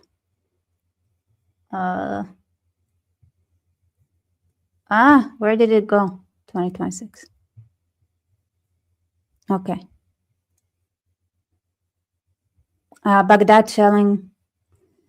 Anyway. I don't remember everything, but I remember seeing the videos, and I remember, I covered it in this channel as well. So, refusal to lead. Even after outrage from Donald Trump, Kurdish leaders refused to lead any uprising, highlighting fears of abandonment and being used as a frontline proxy. Bigger than military power. The concern wasn't fighting, it was the aftermath. Retaliation from Tehran, no security guarantees. Regional pressure, including from Turkey. Outcome, no uprising, no Kurdish front. Strategic caution prevailed. Bottom line, this wasn't a military failure, it was a credibility crisis, and that loss of trust may have cost Washington its most important potential ground force inside Iran. In the end, it wasn't Iran that defeated US plans. It was the loss of Kurdish trust. Here, the Kurdish Center of Studies. How Tom Barak caused Washington to lose Kurdish army in Iran. Tom Barak is a little piece of crap. Fire him. He did. I don't know what he did to the Kurds. I cannot attest to that. But I can attest that he tried to do the same thing to the Jews. But, you know, when there are family members inside of Israel of the said Druze, it's a little bit harder to fool the system on who exactly Tom Barak chose as the representatives of the Druze. He chose the Islamists and the ones who basically converted to Islam and killed their own people, were known for killing their own people as the representatives of the Druze. That's the trick this guy tried to pull. Ugh. Too bad. Wait, too bad. It's too close to our borders. It's a couple of hours of drive. So,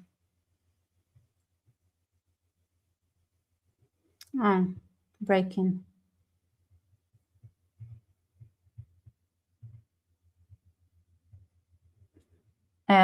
Why is the Donald Trump woke up right now? There are reports that Iran is charging fees to tankers going through the Hormuz Strait. They better not, and not to be, and if they are, they better stop now. What? That's from yesterday, right? What? Wait, no, it's now. What? Did he just wake up or something?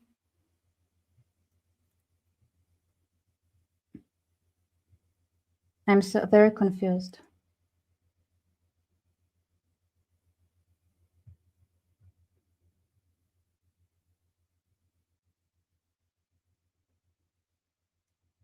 I'm very confused. The Wall Street Journal, one of the worst and most inaccurate editorial boards in the world, like every one of them. Yeah, maybe it was napping. I mean, I get it. Like napping is good. Or maybe it was like I didn't hear any news like this entire afternoon because I was drawing. So people have this sometimes.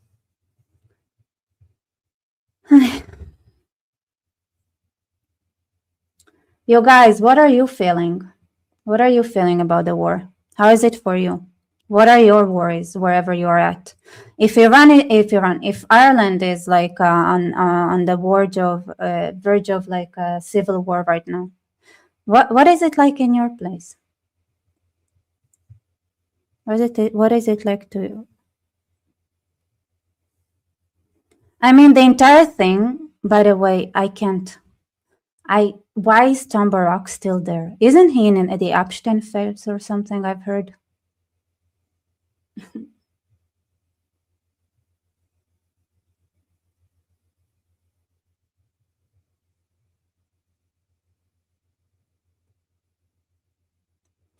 I'm worried about it dragging on too long or ending too soon. I'm worried about both. So to ease your pain, Shauna, this war has been going on for 47 years now. So I don't know how much longer. Like, I'm telling you, I think we're way past the halfway point when it comes to the war with Iran. And I heard just something exploding outside. So I kind of am curious about what happened. Siren? I don't hear anything. No, if it's already exploded, it's fine, right? Oh, another explosion.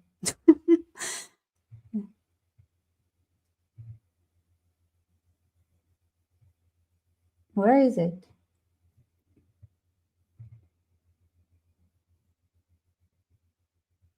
You guys, I think this one is pretty far. I don't think you can hear it, right? I mean, a word too. That's Lebanon probably, right? Is it from Lebanon or is it Iran? Where is it from? I'm so used to the sirens, like the fact that the missiles that are coming from Iran have such a long way to go, where you can get like the alarm on your app, like a good like at least 5 minutes before it gets here, and then it's like you chill, you know, you don't need to worry too much. Oh, it's April 10th. It's my brother's birthday. Happy birthday, brother. Let me write to him. Happy birthday, little brother.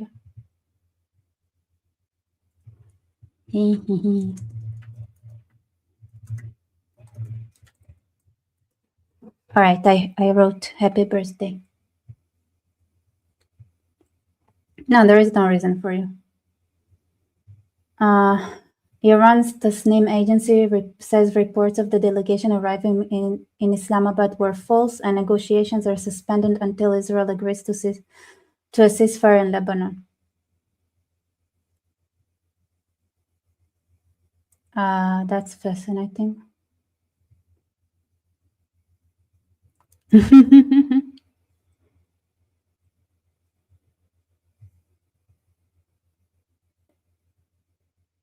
I just don't want America to abandon post before it's done, and we have been lately. Here's my question to you. Now that it involves a maritime passage, like the water pass of the Strait of Hormuz, as far as my memory knows, whatever is written in it, it says that America was not at all hesitant with doing what it takes to ensure that there is free trade.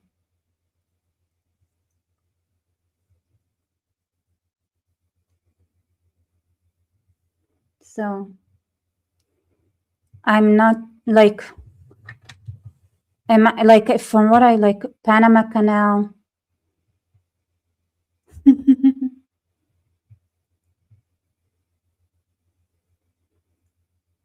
I don't know, the UK. It's so pathetic.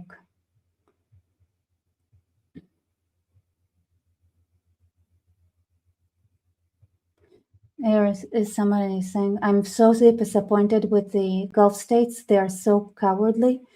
They like, with all the attacks they were getting from Iran, they didn't even shoot one bullet towards Iran.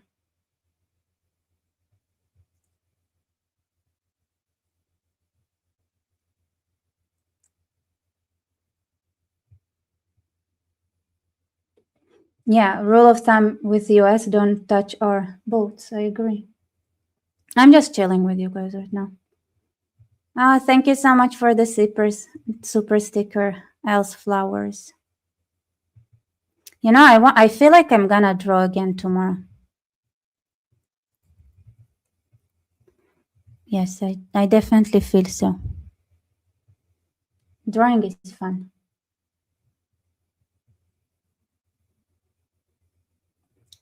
But I do want to know. Things are not looking that well with Iran. I'm not surprised that Trump decided on a ceasefire, right? Because, like, you know, sometimes you do want to look back and say that you tried to give people every chance that you could before you really literally like destroy the civilization. It was 100% going to that. So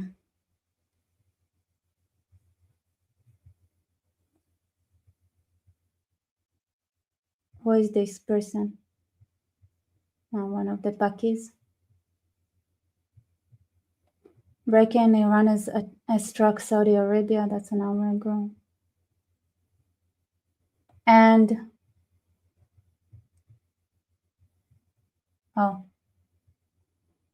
I don't know how to tell you, but the that I want to translate. Friends don't know how to tell you this, but Trump's airlift to the U.S. bases in our region continues.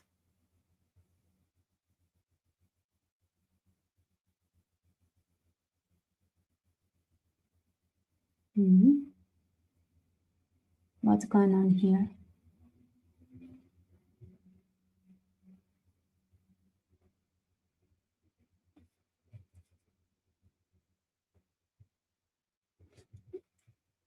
I didn't draw for long. No, I'll show you my drawings one time.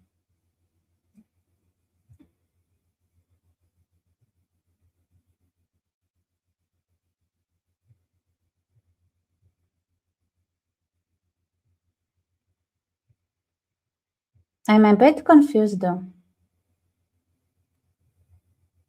Which way are they going?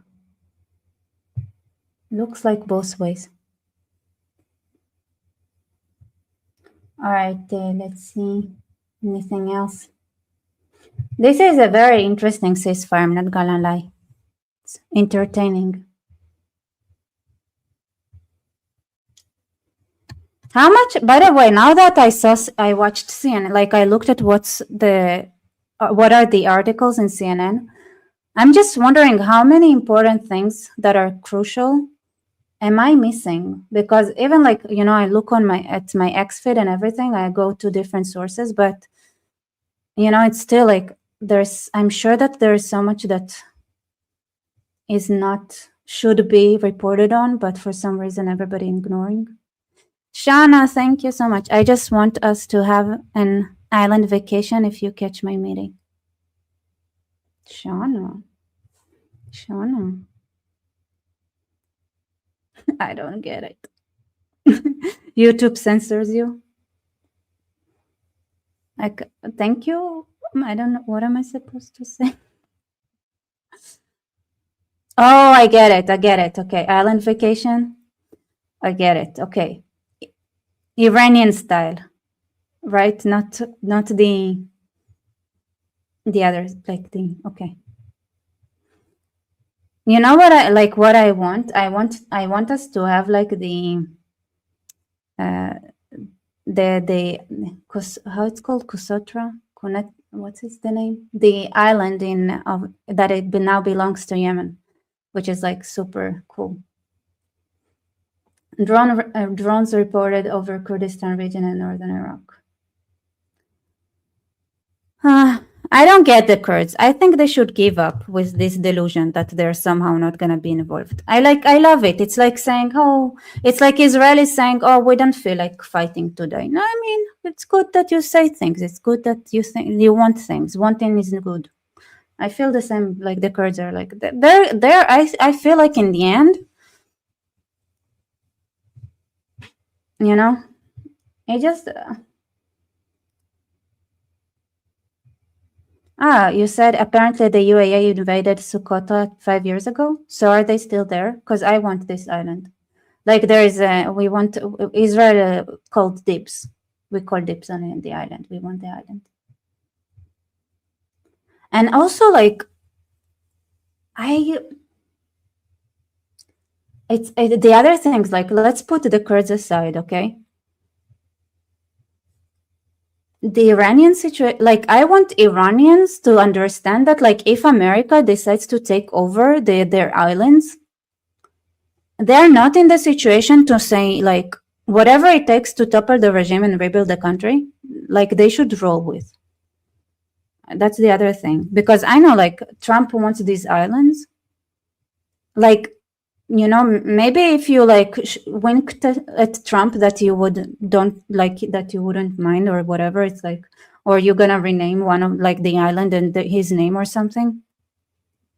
There's like their egos are so big. Just so you know, just for like, I don't know, motivation boost. Besides, they can say whatever they want. Talk is cheap. Right? You can say like words are like, you can say whatever words you want. Does it matter? Like I told you already, when Israel wanted to be founded, they went ahead and said that communism is beautiful and a great idea. Like they went to the Nazis in the beginning and were like, oh, Nazis, you don't want Jews? We're gonna buy the Jews from you. We understand, no problem. We're gonna purchase them. Like whatever, you know. They are super protective over the national border, except it's the entire concept is a lie. Because if they're so protective, why don't they get back the Baluchistan part that they sold away to Pakistan, and Afghanistan? Afghanistan was also part of the Persian until 100 years ago. Like they gave away a lot of land before, right? They lost a lot of the Azerbaijan, right? Azerbaijan was Persian, not like, it wasn't just the Azeri side that was and that they split Azerbaijan into two. No, the entirety of the Azerbaijan, they gave it away to the Russians, and it became like independent. So it's like, so what border integrity? What, like, you're gonna take all of it back, right? No, like, you lost land already, right? You still, like, Iran still exists. There's plenty of things like that Iran used to have. What land integrity? You want to take it back as well? I mean, first take care of the regime and then think about expanding. Besides, like, there is a very, like, big, and you know what else used to be part of Iran? The Gulf states. I'm pretty sure Qatar and like other areas. You know what else? India. If you really want to, like, the entirety, like the biggest, like that, have the Achaemenid Empire. Yeah, like, but like in recent time, like,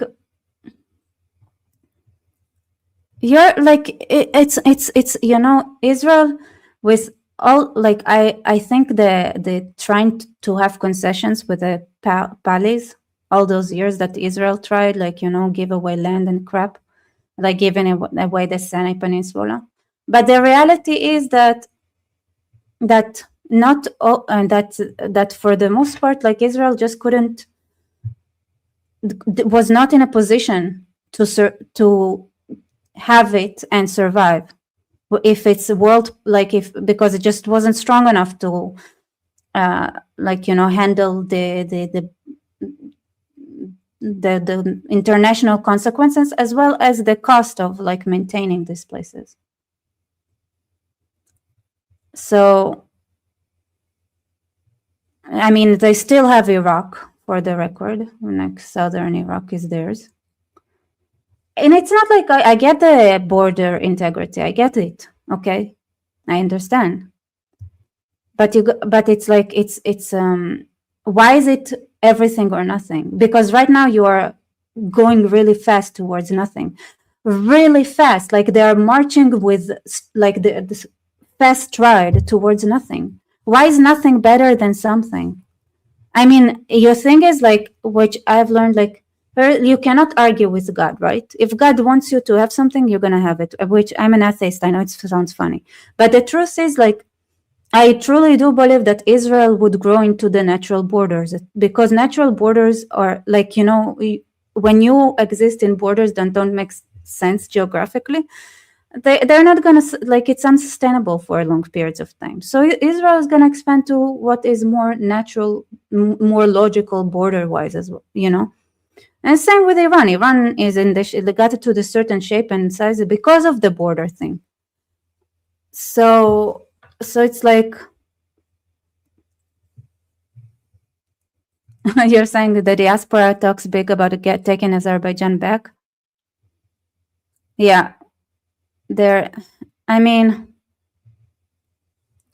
and here's the other thing, right? So if they are so imperialistic in their mindset, you understand how imperialistic they must be in their bones, like in their, like, in the truly, when they are about to lose the entire country, they are so imperialistic that they are unwilling to even talk or even lie. And besides, like, it's funny because they were under foreign control for centuries, and all their foreign kings sold away parts of the country away. And so why do you want to keep the Azeris? The Azeris sold Iran away when they were in, like, the Qajar dynasty that was Turkic. They sold Iran away because they don't care about it. They didn't care about it. It was only the Pahlavis, right? There was, like, that cared about Iran, and each one of them was forced to be a king. But the truth is that the neighbors of Iran knows its potential, and its tendency to be imperialistic, just like Russia is. So why are you creating enemies? You can't afford, your neighbors right now want you to fall apart because of your mindset. Can they, you know how it looks like? Imagine the Gulf states watching Iranians speak. What do they hear? They hear them, not only like that, not like they are so concerned about border integrity. They are more than willing to lose the entire country. Like, this is how insistent they are. So what do they, and they are Arabs, okay? And they are, believe me, like they hear conquest even when there isn't one. They are super, like, you can even have just offer like economic exchange with them, and they would think it's a way to conquer them, that it's like euphemism, like, oh, let's have gas pipes going through your countries and like let's collaborate. For them, right, it sounds like a euphemism for we're going to take over your resources. That's how like paranoid Arab countries are, like that's how they think naturally. And like and it's like, okay, so now the Gulf states, they like your ability to rebuild yourself, the real plan really does require you to collaborate like economically with the Arab states. Do you think they would do whatever they can to make sure that Iran doesn't get stronger? Because they are convinced, thanks to your blabbering, that if Iran gets stronger, that they would have like that you know, they would have the here's the funny part, right? What they know about Iran now is that they are suicidal, so they're building infrastructure for suicide. Everything they're building is suicidal. They're not building an army that can go and conquer. They're building proxies. They're using propaganda. Everything they're building is destructive, not actual building. And that is, in a way, it's like, okay, we're all gonna die.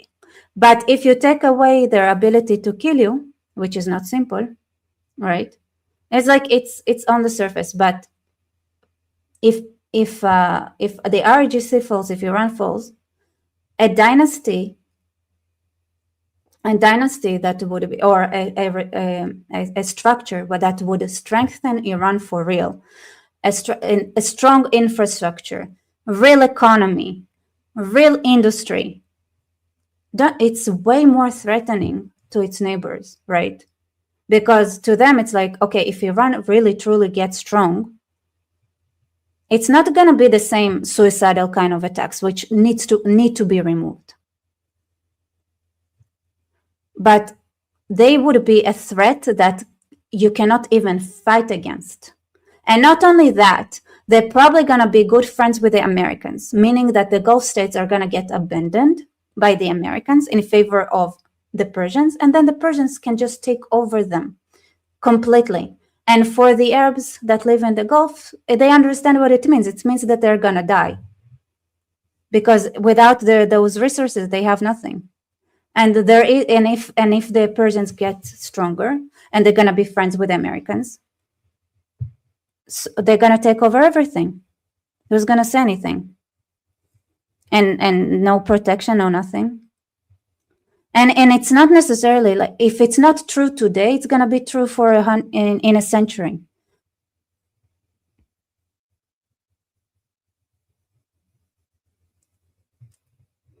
Thank you, Shauna, for your support. America is always getting accused of empire, but honestly, several mirrors need to be distributed around the world, for sure. But America is an empire. I don't think it's wrong to just own it. First of all, like, America by itself is an empire. I mean, it started as like you have states, and they weren't homogeneous. It wasn't used to be like that. There were different languages, and English took and they removed it. They removed the other languages that were in the United States, and they existed. There were a lot of other languages, but they turned it to one people. So it is an empire. And of course, it's an empire that goes way beyond its own borders, but it's a good empire. There is nothing wrong with that. Nobody can protect trade waves. It was always empires that did this job. Empires rarely are not connected to trade. Somebody had to, there's piracy, right? There are robbers along the road, and empires took care of those things, not in building roads, building pathways. So it's just that's what motivates empires to rise, and why empires are needed. And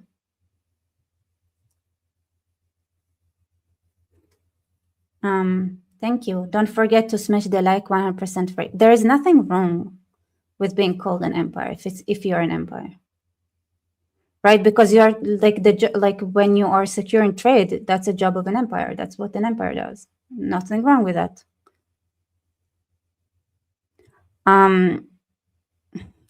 Could there be a different system? Maybe. But not now. Also, it's not good for America. With, America built their entire economy on being an empire. So, like on military might and securing the trade. It's what the dollar is based on instead of the, gold. So it's not going to be Russia or China. Russia or China are not actually built for that. I mean, they are geography-based empires, not just like in a way. Also, Persia is. India is an empire, by the way. Like India. Anyway, it's not. It's. I don't like it. It's like here's this. This is what happens when things are getting subverted. Suddenly, being an empire is bad. Instead of being an empire has a function that is important. Suddenly, feminism is bad. Instead of feminism is important, for a functioning society, you need the elements of feminism. Like it's this subversion. It's how you get dismantled. It's like guns are bad, so guns are being taken away. It's like by cooperating with those, oh, this is bad, colonization is bad, then it's like you get disarmed.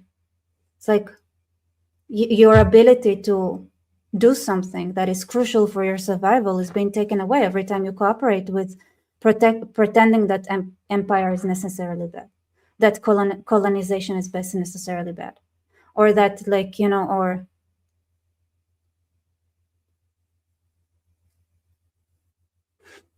Greg, you still need to teach me some secrets about energy and oil and the geopolitical mechanisms behind it all. Tell me.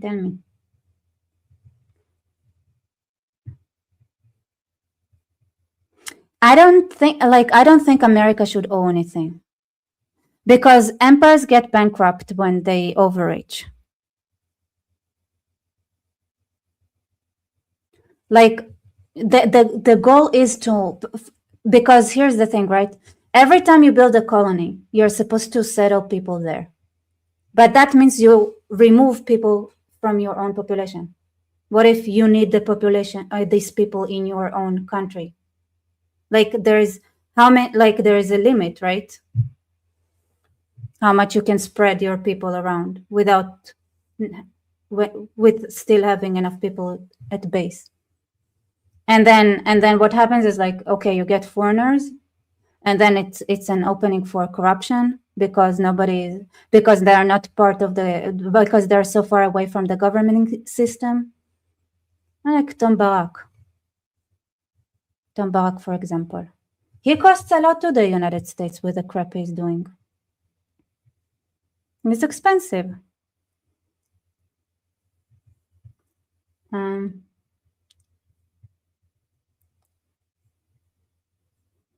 So it's like,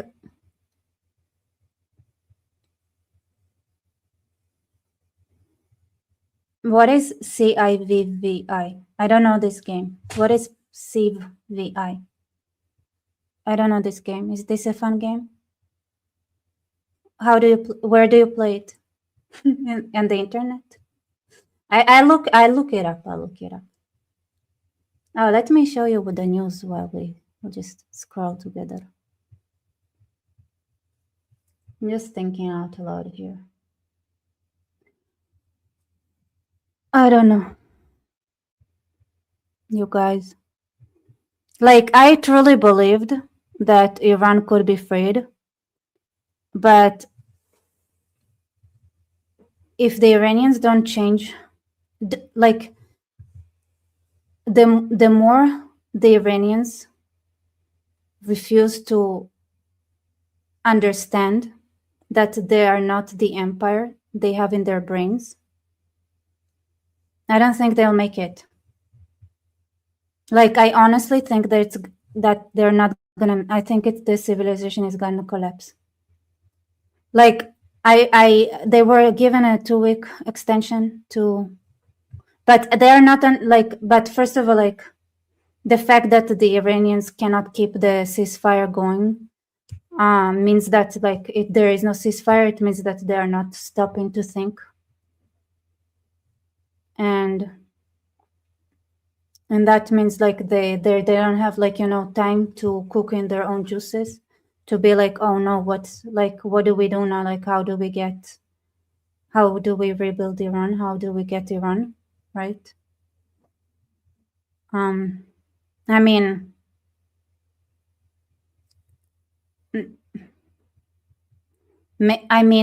here's the thing. Maybe I think I have a feeling that there are a lot more Iranians on the ground that understand it than there are Iranians in diaspora that don't understand it. And so that's my hope, right? That the Iranians on the ground understand that they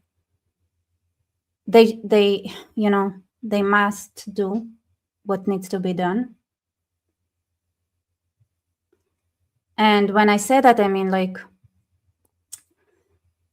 I said, like, the Kurds were their best way, okay? It was their best way to getting help. Just shut up. Don't talk shit about them. Don't. I mean, I know, like, maybe they wouldn't be perfect, right? Maybe it will, but the Kurds have so many fronts, and plus you're like, like, you just,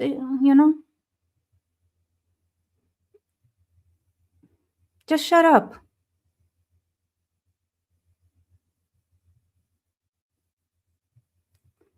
And so I like when Trump wrote that a millennials old civilization is gonna die. He meant it. He meant it. That's what would have happened if he struck. But, like, the threat, and then all the Iranians are like, oh, he means the regime, not Iran, not the Iranians. No, you guys, he wants you to wake up. Like, he wants the Iranian people to wake up and understand their situation, that the situation they're at.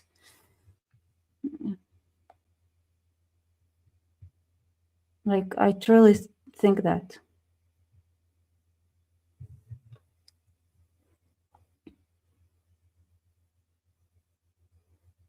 Like, I hope they find some other. I hope, like I say, I'm hopeful that on the ground, like, I know for sure, like, from some people I talk to, that not all Iranians are like that.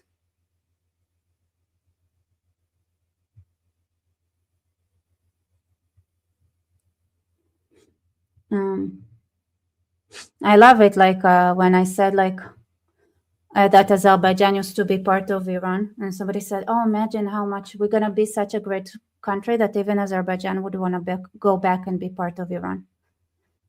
And then, I mean, and I was thinking, please tell me like that that's I mean, I want you to succeed. But on the other hand, like if that's the kind of thinking,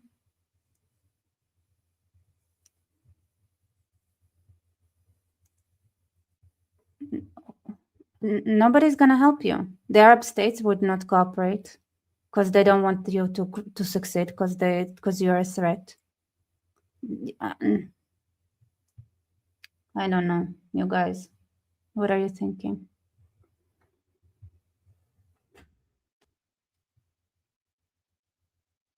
Kuwait just put out a very strong statement blasting Iran's proxies for the drone attacks on viral sites inside the country tonight.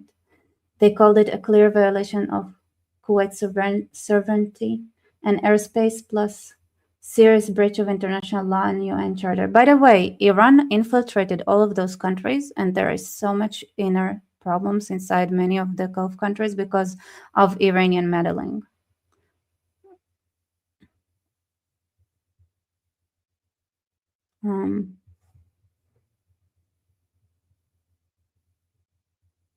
I mean, I don't know, you guys. What do you think about the Iranian situation? I don't know, what is this?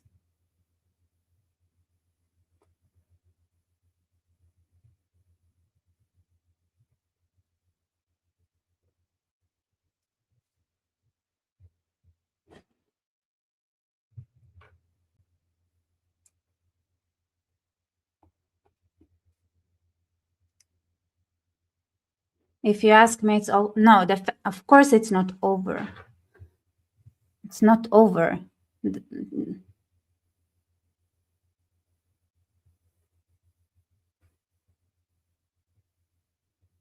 I mean, I know it's far from over. Listen, like, and you know what I said to my friend who tried to explain that concept to the Reza Pahlavi team, because he oh no.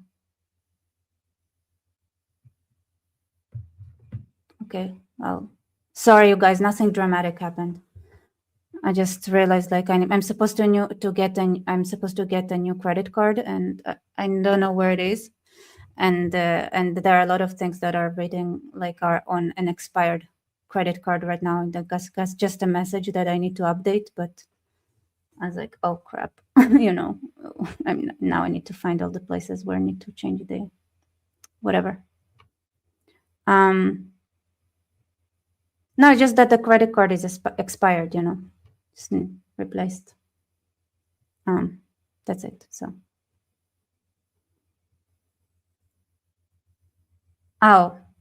Smell cashback. Trump announced that he fixing the reflecting. I don't know what it has to do with anything. Oh, that's fun. Any oil tankers that have to do with Israel or America would not be allowed to pass through the Hormuz Straits forever and ever now. That's Iran. I love them.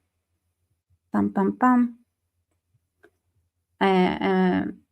Yes, I'm okay. I just don't like the bureaucracy. It's not a very big deal. I know I reacted with a lot of being very dramatic. I'm just like Iran is the question with Iran is that I don't know. Oh, I was in the middle of a thought that my friend was explaining to the Pahlavi team that they should do they should try to get help from the Kurds, right? By kissing asses a bit, because it's one way, but they refused. They refused to. They refused, to go to the Kurds and be like, hey, how about you pass things through? Because listen, Baluchistan, they're Islamists. You think they're gonna help? They're not gonna help. The other border with what? Turkmenistan? That's under China's influence. It's not going to pass. The Arabs? No. Yes, I don't. The Arabs are going to smuggle in? The Arabs will get through the south? Like the Americans are supposed to find people to give, like who? And it's not the same because, like, because if you have the Baluchis on two sides of the borders, right? So they can go to their relatives and they wouldn't know who to pass the weapons to. Maybe. They can drop the weapons by flying over Iran. Dropping weapons. How much weapons can you pass that way? I don't know.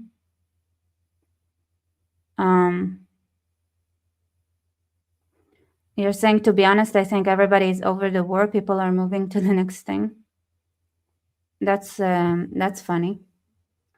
It's when it comes to a war, then it doesn't ask you what did you think or feel, or if you feel like, if you have fun. It's gonna find you.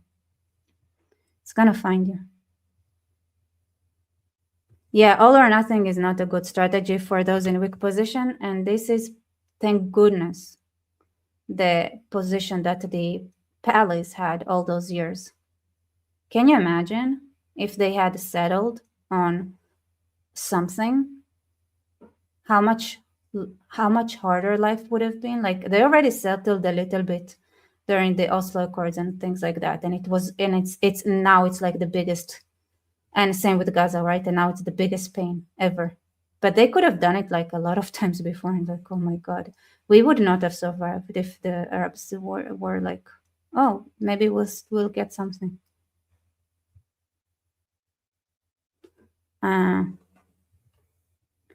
So I don't know who else they got from the inside who would get weapons, would pass weapons around. Pakistan Islamist Nazi upset because Israel and India have a close relationship. I am sure he'll be booked soon on Traitor Truckers podcast. The Prime Minister office. Pakistan Defense Minister call for Israel annihilation is outrageous. This is not a statement that can be tolerated from any government, especially not from one claims to be neutral arbiter for peace. Oh, whatever. The whole thing is a clown show.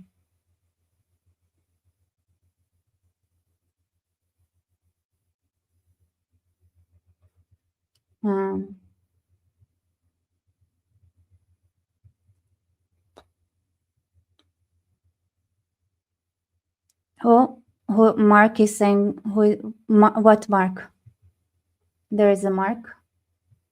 Somebody who said it. Where is Mark? I didn't see Mark. Mark saying that Trump is stupid.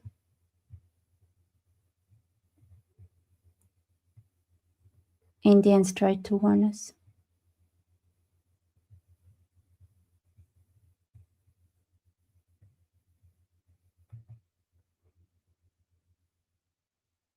I'm Mark Levine. Why? What does it have to be like? I'm so confused what it has to be to do with Trump being stupid. Like, Mark, how did you get from this that Mark says that Trump is stupid? I'm so confused. Talking about Tucker.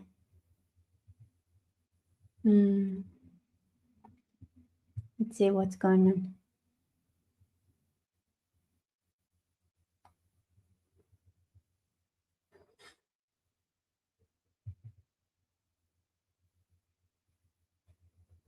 That's interesting. Oh, this. What? Oh my God! Mario Nofo reposted from Ila. That's my friend. Oh my God! That's my friend. She created that. Oh my God. Oh, yeah. I need to text her. Oh my God. She was here. You guys remember? I had a live with her.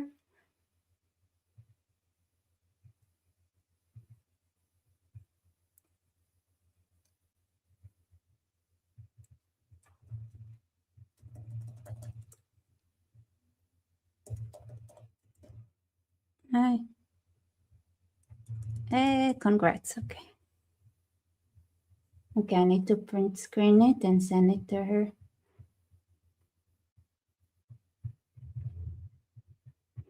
Oh my God. That's so cool. I'll just print screen. No.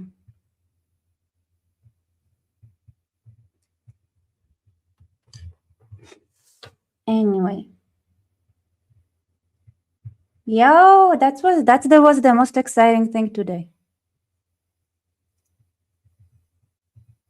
So exciting.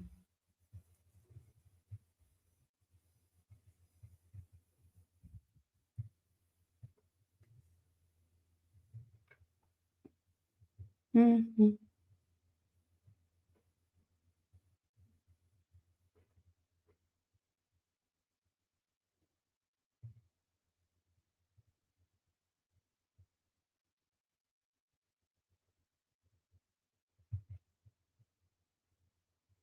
Oh. Can't believe that Tommy Robinson was driven out of the UK. That's insanity.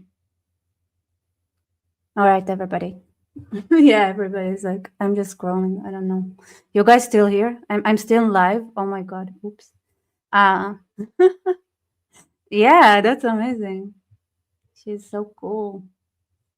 And Dexter. Good night, everybody. Wait, I'm gonna finish up. Bye-bye.